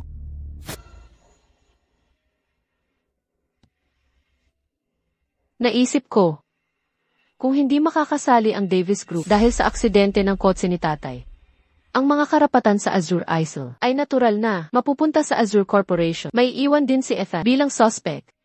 Dahil sa paraan ni Ethan, hindi siya susubok ng plano na tiyak na mabibigo. Ano sa tingin mo, Marcos? Sa tingin ko rin.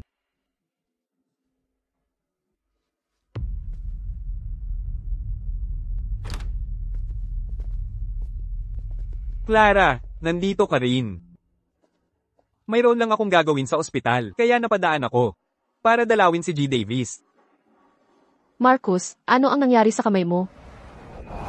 Wala lang. May sumubok gumanti kay Inspector Allen kanina. Gumanti? Anong nangyari? Huwag mong pansinin ang sinasabi niya. Wala pang ebidensya na ito'y ganti, Miss Davis. Kanina, si Inspector Allen at ako ay nagpunta sa pinangyarihan ng aksidente. Umaasa kaming makahanap ng iba pang ebidensya. Pagka-park ko at paglapit, nakita ko si Inspector Allen na nakikipag-away sa 3 tao. Mabuti na lang, mabilis akong nakarating. Kahit nakatakip ang mga mukha nila, halata mo, sanay na mga mandirigma. Kung mas nahuli pa ako, si Inspector Allen. Mas malala pa ang tama niya, hindi ba't ganti ito? At humahad lang sa hustisya. Clara, okay na ako, nakabanda na. Mabuti at okay ka na. Mag-ingat ka pa sa hinaharap. Nga pala, kamusta na si G. Davis? Sinabi ba ng doktor kung kailan siya gising? Sabi ng doktor, kung walang problema, malapit na siyang magkamalay. Talaga, mabuti. Ibig sabihin, may swerte si G. Davis. Sige na, aalis na ako. Sige na. Sa lahat ng oras na nasaktan ka, aksidente ka pang nasaktan pagkatapos kong pagdudahan. At nagdala ka pa ng kasama na pwedeng tumestigo.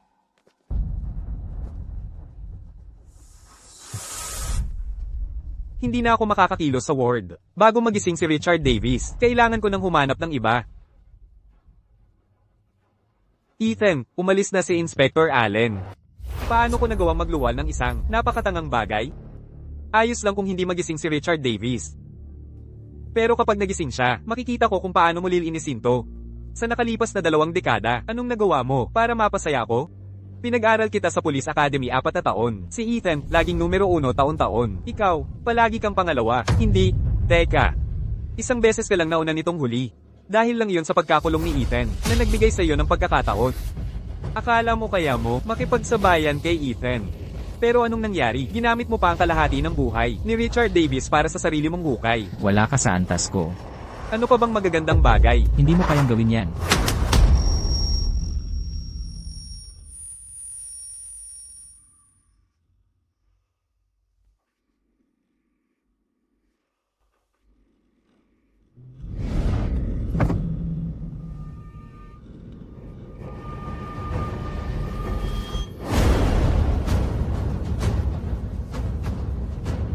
Si Ethan, laging numero 1 taon-taon. Ikaw, palagi kang pangalawa. Hindi mo pa ako natatalo kahit kailan sa hinaharap.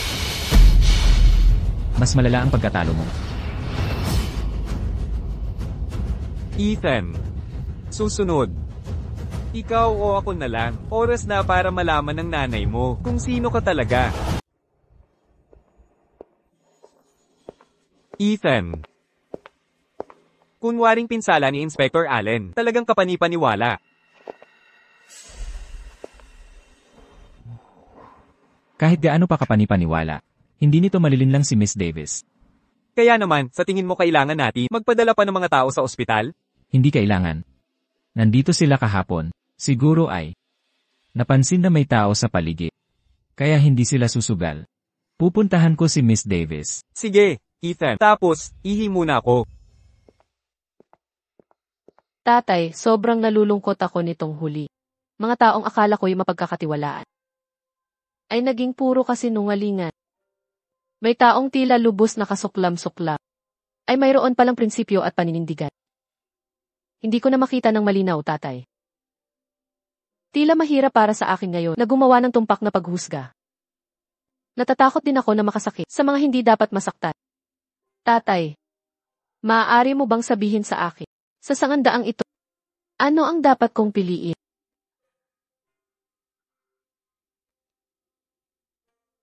Nais kong pabagsakin ang Azure Corporation ngayon at makuha ang karapatan sa pag-unlad ng Azure Isle.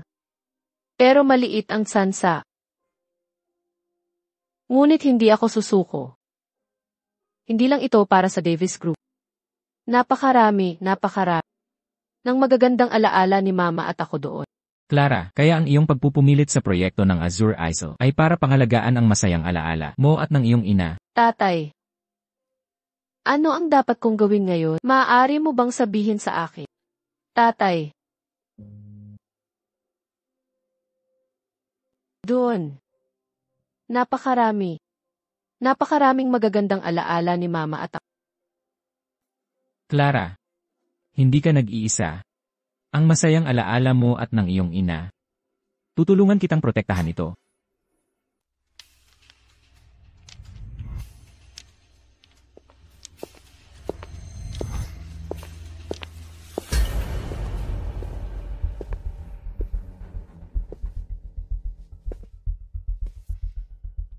Ginoong Forrester. Ethan. Ngayon ang araw ay paminsan-minsan natatakpan ng madilim na ulap. Malapit na bang magbago ang lahat? Marahil. Tumawag ka at sinabi. Mayroon kang napakahalagang bagay na sasabihin. Ano iyon? Ginoong Forrester. Naisipan kong isuko ang mga karapatan sa Azure Isle. At hihilingin kong isuko mo rin.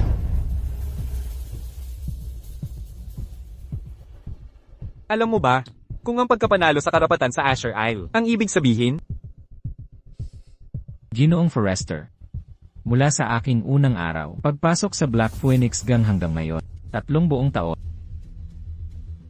Hindi pa ako humingi ng kahit ano sa'yo. Ngayon,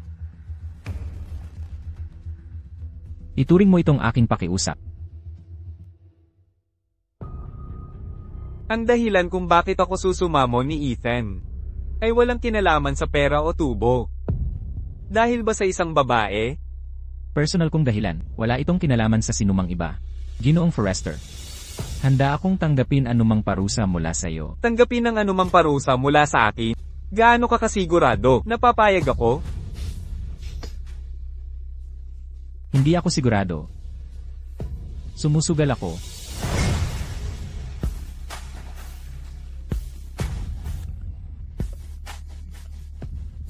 O sige. Kung gayon, makikipagsapalaran ako sa iyo. Ang pastahan? Ang pagpapakasal mo sa aking anak si Jasmine. Ethan. Dapat mong malaman ng mabuti. Wala kang ibang pagpipilian.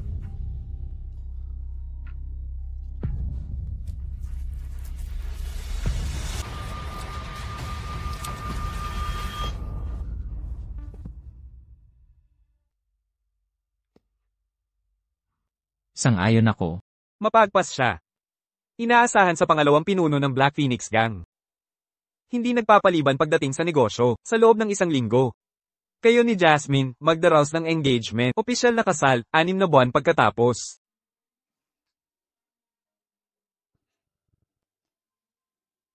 Salamat, Boss Forrester. Ethan. Hindi ko inakala na magiging engaged tayo sa 1 linggo. Natutupad na ang aking pangarap. Jasmine. Mayroon akong kailangang sabihin sa'yo.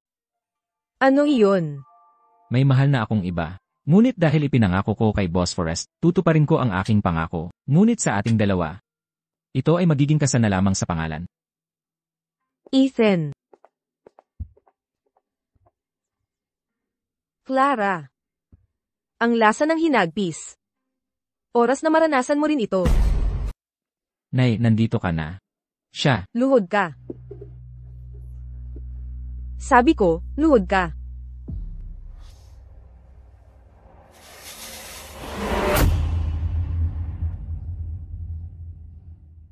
Ethan. Paano namatay ang tatay mo? gulo ng gang. Anong isang tuntunin ko? Sabihin mo.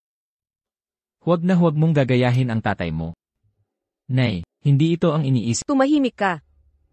Hindi ang iniisip ko. Paano mo ipapaliwanag ito? Nay. Ako. Bakit hindi ka nagsasalita? Anong mga pakana ang ginagawa mo? Nay. Hindi ko ito maipapaliwanag sa'yo sa ngayon, pero sana paniwalaan mo ako. Maniniwala ako sa... Maniniwala kang gagawa ka ng masama. Maniniwala kang gagayahin mo ang tatay mo at mamatay sa kalsada. Mula ngayon, hindi ka na anak ko. Lumabas ka. Ayokong makita ka ulit.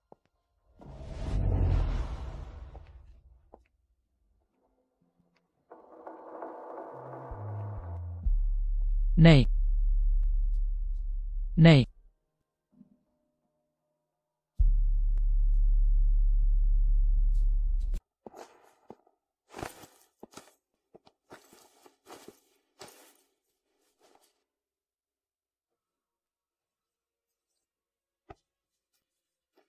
Ethan, may gusto akong itanong sa iyo. Itanong mo. Clara, kami ni Ethan ay ikakasal sa susunod na linggo. Sa panahong iyon, aanyayahan kitang dumalo sa aming engagement banquet. Seryoso ka ba sa pagpapakasal kay Jasmine? Narinig mo siya. Kaya, ang pag-alis mo sa pamilyang Davis ngayon, ay para hindi maghinala si Jasmine o malungkot. Ethan, kaya mo bang sagutin ako? Bakit mo ito ginagawa? O sa halip, may nangyari bang pumilit sa iyo na gawin ito?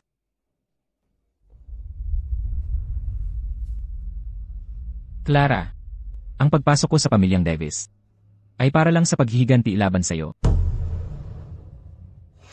Ngunit ngayon pakiramdam ko, hindi na ito masaya. Ayoko nang maglaro. Narinig mo ang sinabi ni Jasmine. Iyon ang sagot ko.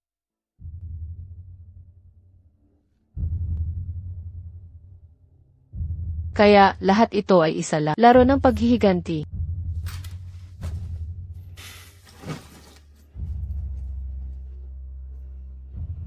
Clara.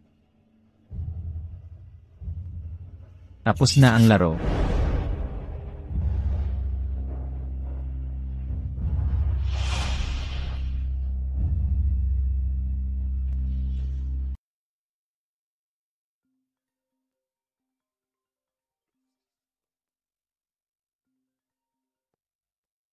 Hello. Miss Davis, Davis Group, na siguro ang Asher Isle rights. Nakuha ang Azure Isle rights. Score sa bidding ng Davis Group. Palaging pangalawa. Oo, narinig ko ang Asher Corporation. Kusang umurong sa proyekto. Kami rin ay naguguluhan. Sige, naiintindihan ko.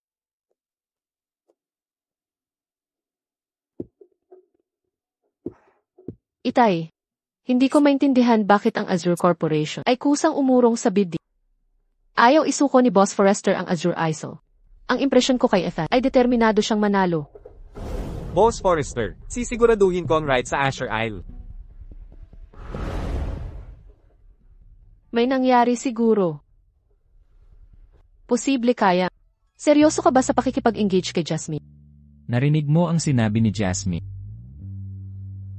Iyan ang sagot ko. Pero ngayon pakiramdam ko. Wala nang saya. Ayoko nang maglaro. Posible kaya.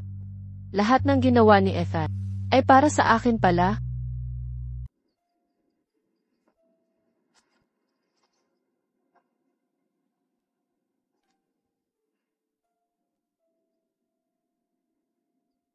Tila hindi pa tayo nagsasama ng tahimik. Kakaiba yata. Nag-text ka sa akin.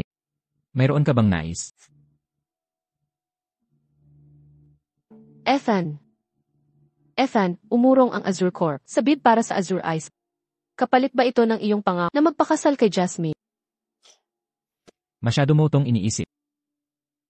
Maaaring pasaway si Jasmine, pero mabuti siya sa puso. Magandang asawahin siyang tao. Kaya si Jasmine ay tulad ni Marcus Allen Nude. Hindi sila pareho. Pero tayo ay... Hindi ba?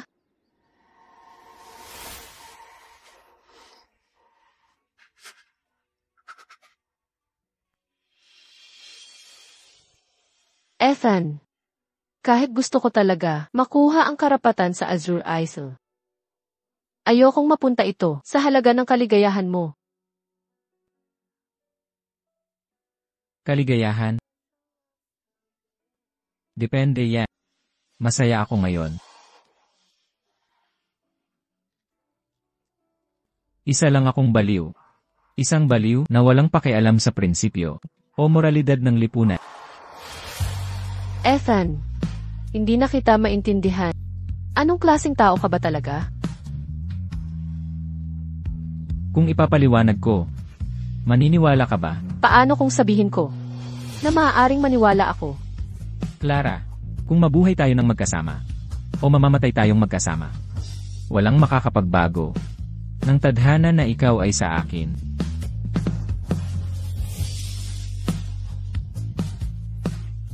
Ethan, sana'y makita mo ang kaligayahan.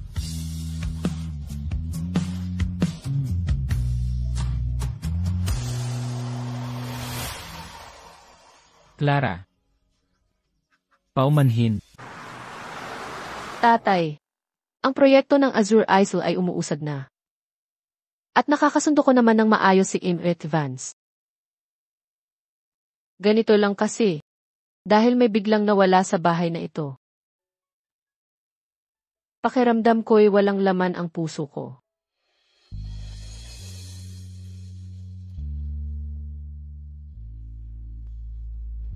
Clara, miss na miss kita.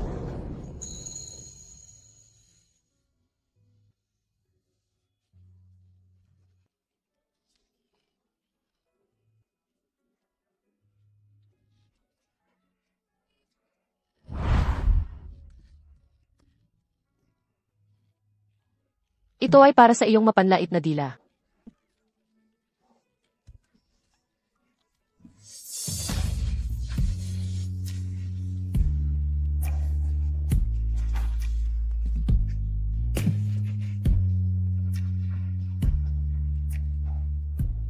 Clara. Tapos na ang laro. Ethan, sana makahanap ka ng kaligayahan sa hinaharap.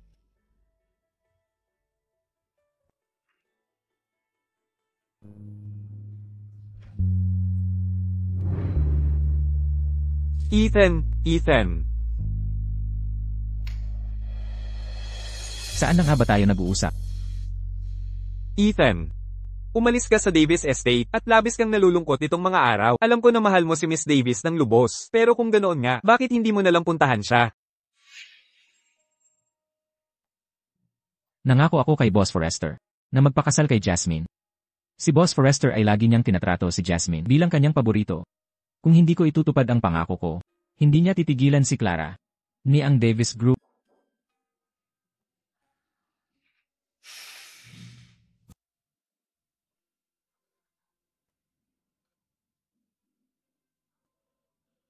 Tatay, gising ka na. Kumusta ang pakiramdam? May hindi ka ba komportable? Tatawagan ko si Imret Vance ngayon.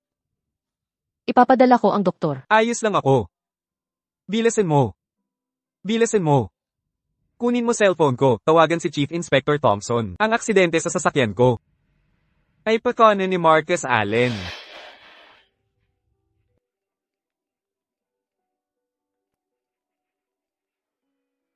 Hello, Marcus. Ginoong Davis. Alam kong abala ka sa bid ng Azure Isle. May ipapakilala ako sa'yo. Matutulungan kanyang makuha ang bid. Sige, darating na ako agad.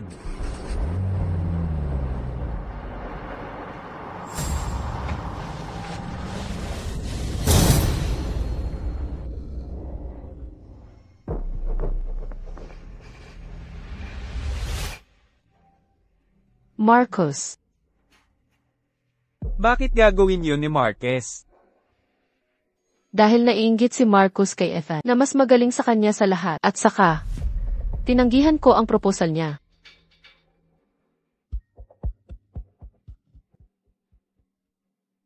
Buti na lang.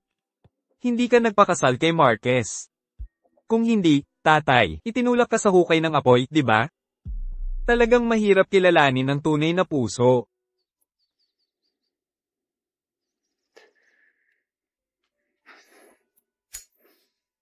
Ethan, alam kong namimiss mo ng husto si Miss Davis. Kung hindi, hindi ka pupunta rito araw-araw. Pero bakit mo ito tinitiis? Leo. May alaala rito ni na Clara at ina. Sa pagtira rito, nararamdaman kong malapit ako sa kanya. Maaaring hindi ako edukado, at hindi ko naiintindihan ang malalaking prinsipyo. Pero sa tingin ko, kung talagang gusto mo ang isang tao, dapat mo siyang buong tapang na habulin. Dagdag pa. Ang isang tulad ko, na palaging nasa kadiliman, ayokong hilahin pababa si Clara. Gusto kong maging masaya siya ng bahagya, at mas masaya pa. Pero napag-isipan mo ba, sa paggawa nito, magiging tunay bang masaya si Miss Davis? Ethan, noong magkasama tayo sa State Penitentiary, madalas mong sinasabi sa akin, maikli lang ang buhay, okay lang magkaroon ng pagsisisi, pero huwag gagawa ng pagsisisihan mo, marahil, habang ikaw ay nasasaktan. Si Miss Davis ay nabubuhay din sa sakit. Ano ang sinabi mo? Hindi ko kailanman minahal si Jasmine. Tingin ko sa kanya ay parang kapatid lang. Hindi ko siya maaaring pakasalan. Paumanhin. Paano mo nagawang sum-ira sa usapan? Alam mo ba kung ano ang kapalit na babayaran ni Clara Davis? Sabihin mo. Ethan. Wala akong pakialam kung tunay kang nagmamahal o hindi, basta't magkasama tayo, sapat na yun. Jasmine. Kahit matanggap ko man ang isang pagpapakasal na walang pag-ibig, nasa iba pa rin ang puso ko. Hindi lang di patas sa'yo. Hindi ko rin matatanggap sa sarili ko. Bakit ka pumayag na pakasalan ako noon pa? Pasensya na, Jasmine. Maliban sa kasunduang ito, handang-handa ako sa anumang parusa. Ayokong makarinig ng paumanhin. Ano ang silbi ng mga sorry? Hindi ko tatanggapin ang mga paumanhin mo. Ethan, bawiin mo lang ang sinabi mo. Paglalabanan kong nakalimutan ng lahat. Kung hindi, Tatay, huwag. Boss Forrester. Hindi ko kaya. sige. Bibigyan kita ng 5 pagkakataon. Kung makaligtas ka, papayagan na kita.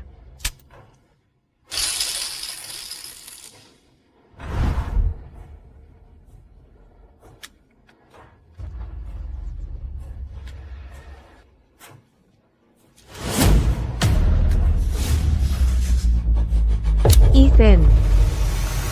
Ethan.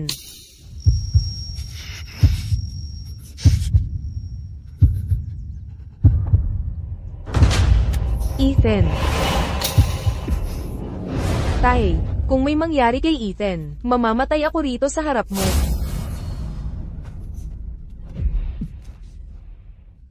Tay, alam mo ba kung bakit sobrang gusto ko si Ethan? Dahil tapat siya at may integridad, hindi siya nagkukunwaring sumusunod, siya ay tunay na lalaki. Kung susuko siya ngayon, dahil sa pamimilit, hindi iyon ang gusto ko. Para sa akin, wala na siyang dati. Hindi na siya karapat-dapat sa pagmamahal ko. Tay, kahit palagi akong matigas ang ulo, alam ko na ang ginagawa ko ngayon. Pakiusap, pakawalan si Ethan. Sige. Ethan, dahil kay Jasmine na nakikiusap para sa'yo, maaari ka nang umalis. Simula ngayon, huwag ka nang magpakita sa akin. Ang Black Phoenix Gang. Wala nang pangalawang pinuno.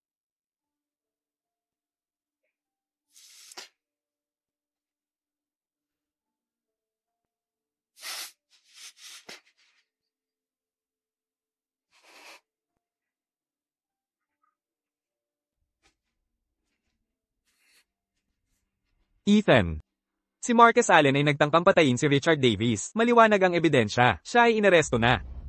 Kahit sa nakaraang 2 taon, lihim kang nagsumite ng maraming ebidensya. Ngunit si Senador Allen ay tuso at mapaninlang. Masyadong malalim ang ugat niya. Hindi pa ito ang tamang panahon para isara ang lambat. Hindi muna natin magagawang alertuhan ang kalaban. Paano si Boss Forrester? Maliwanag ang ebidensya laban kay Boss Forrester. Malapit na tayong humuli.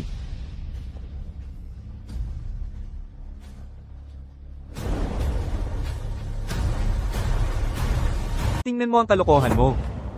Binigyan na kita ng babala na huwag kumilos ang padalos-dalos. Akala mo ba dahil naging inspector ka, ay pwede mo nang gawin kahit ano? Itay. Nakakabaliw si Ethan noon. Senador ka. Matutulungan mo ako, di ba?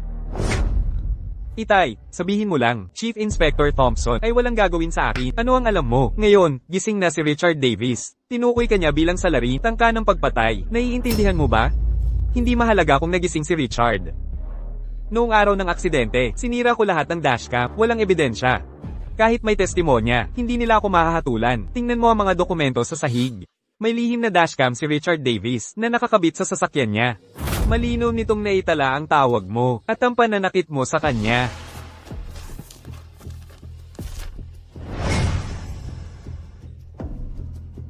Itay. Anong gagawin ko ngayon? Nakakuha ko ng impormasyon na pupunta mismo si Chief Inspector Thompson dito. Papunta na siya. Itay, iligtas mo ako. Itay, ako ang nag-iisa mong anak. Magiging malaking problema ito. Makiisa ka muna sa investigasyon. Magpapasama ako ng abogado sa'yo. Huwag kang magsasalita. Ako na ang bahala sa iba. Hindi, Itay, ikaw na walang kwenta, Senador Allen. Narito na ang pulis. Alex. Gaano ka nakatagal sa akin? Boss Forrester. Mula ng araw na natagpuan mo ako sa kalsada at binigyan mo ako ng makakain. 32 na taon. Mukhang. Talaga akong tumatanda. Boss Forrester. Nasa kasagsagan ka pa ng iyong buhay. Ang itim na Agilagang at Asher Corporation ay lubos pa ring nakadepende sa'yo. Kung maglalaro ka sa apoy, mapapasok ka. Si Jasmine ay malaki na ngayon. Oras na para pag-isipan ng kinabukasan. Kung may mangyari sa akin balang araw, tandaan mo ito. Agad ipadala si Jasmine sa Mantar. Nakapag-set up na ako ng bank account doon, sa kanyang pangalan. Ang perang nandoon ay sapat na para mabuhay habang buhay.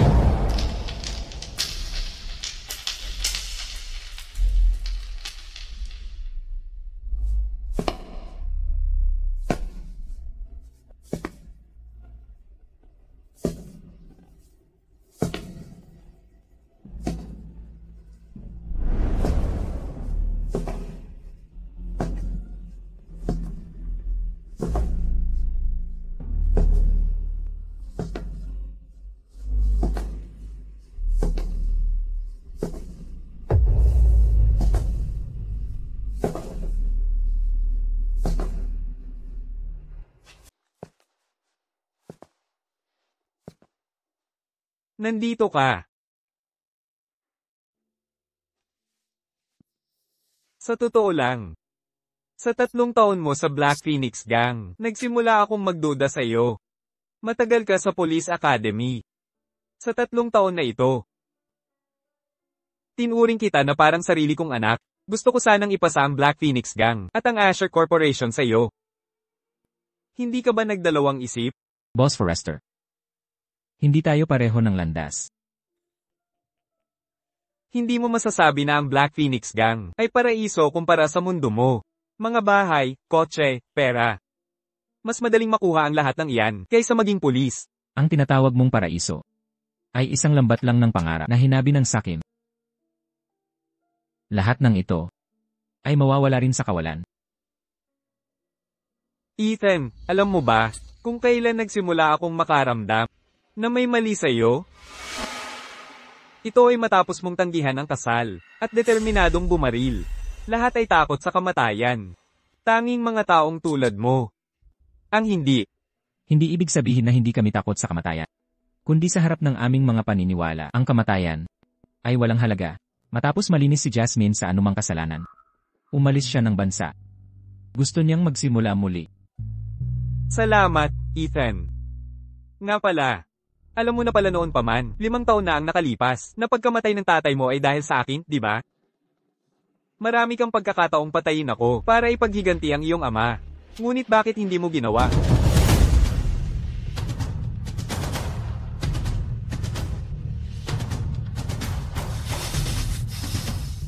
Ang pagdakip sa iyo ay aking tungkulin. Wala akong karapatan na husgahan ka sa labas ng batas. Dahil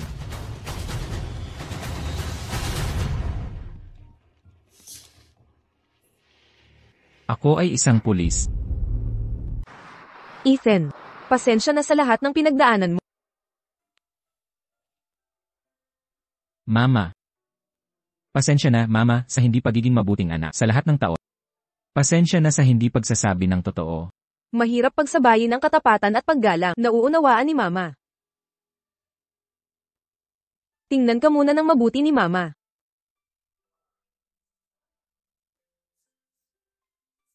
Dalawang taon sa bilangguan ng estado, 3 taon sa Black Phoenix Gang.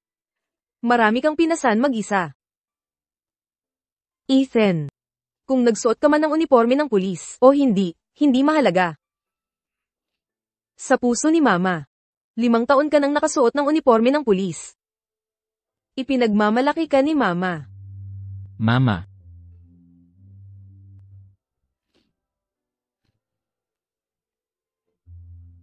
Tapos na ang lahat. Tapos na ang lahat ngayon. Mama. Kumusta na si Ginoong Davis? Mas maayos na si Ginoong Davis ngayon. Sinabi ng doktor, kailangan pa niya ng panahon para gumaling. Ngayon, ang negosyo ng Davis Group ay pinamamahalaan na ni Clara. Ay. Clara.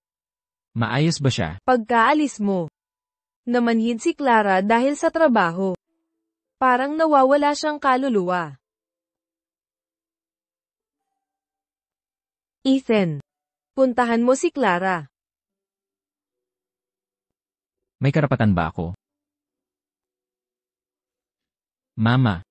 Salamat.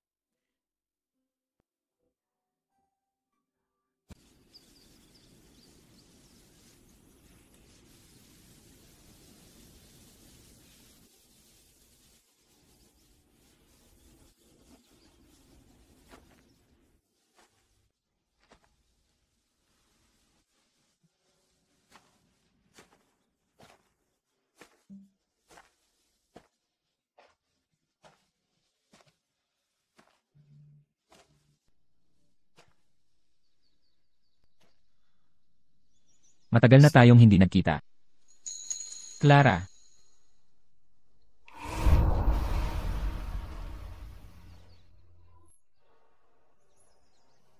Anong ginagawa mo rito? Narito ako para sunduin ang kapatid ko. Hindi ba't natural lang yan? Kahit kinasal ang tatay ko sa nanay mo, hindi ko inamin na kapatid kita.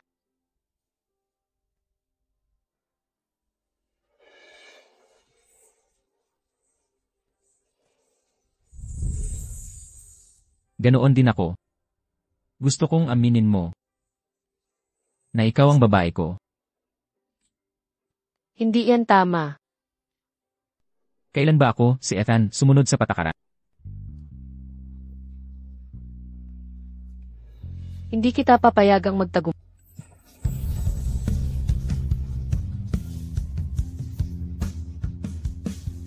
Ito na ang katapusan ng kwento. Pero kami ni Clara, isang bagong simula.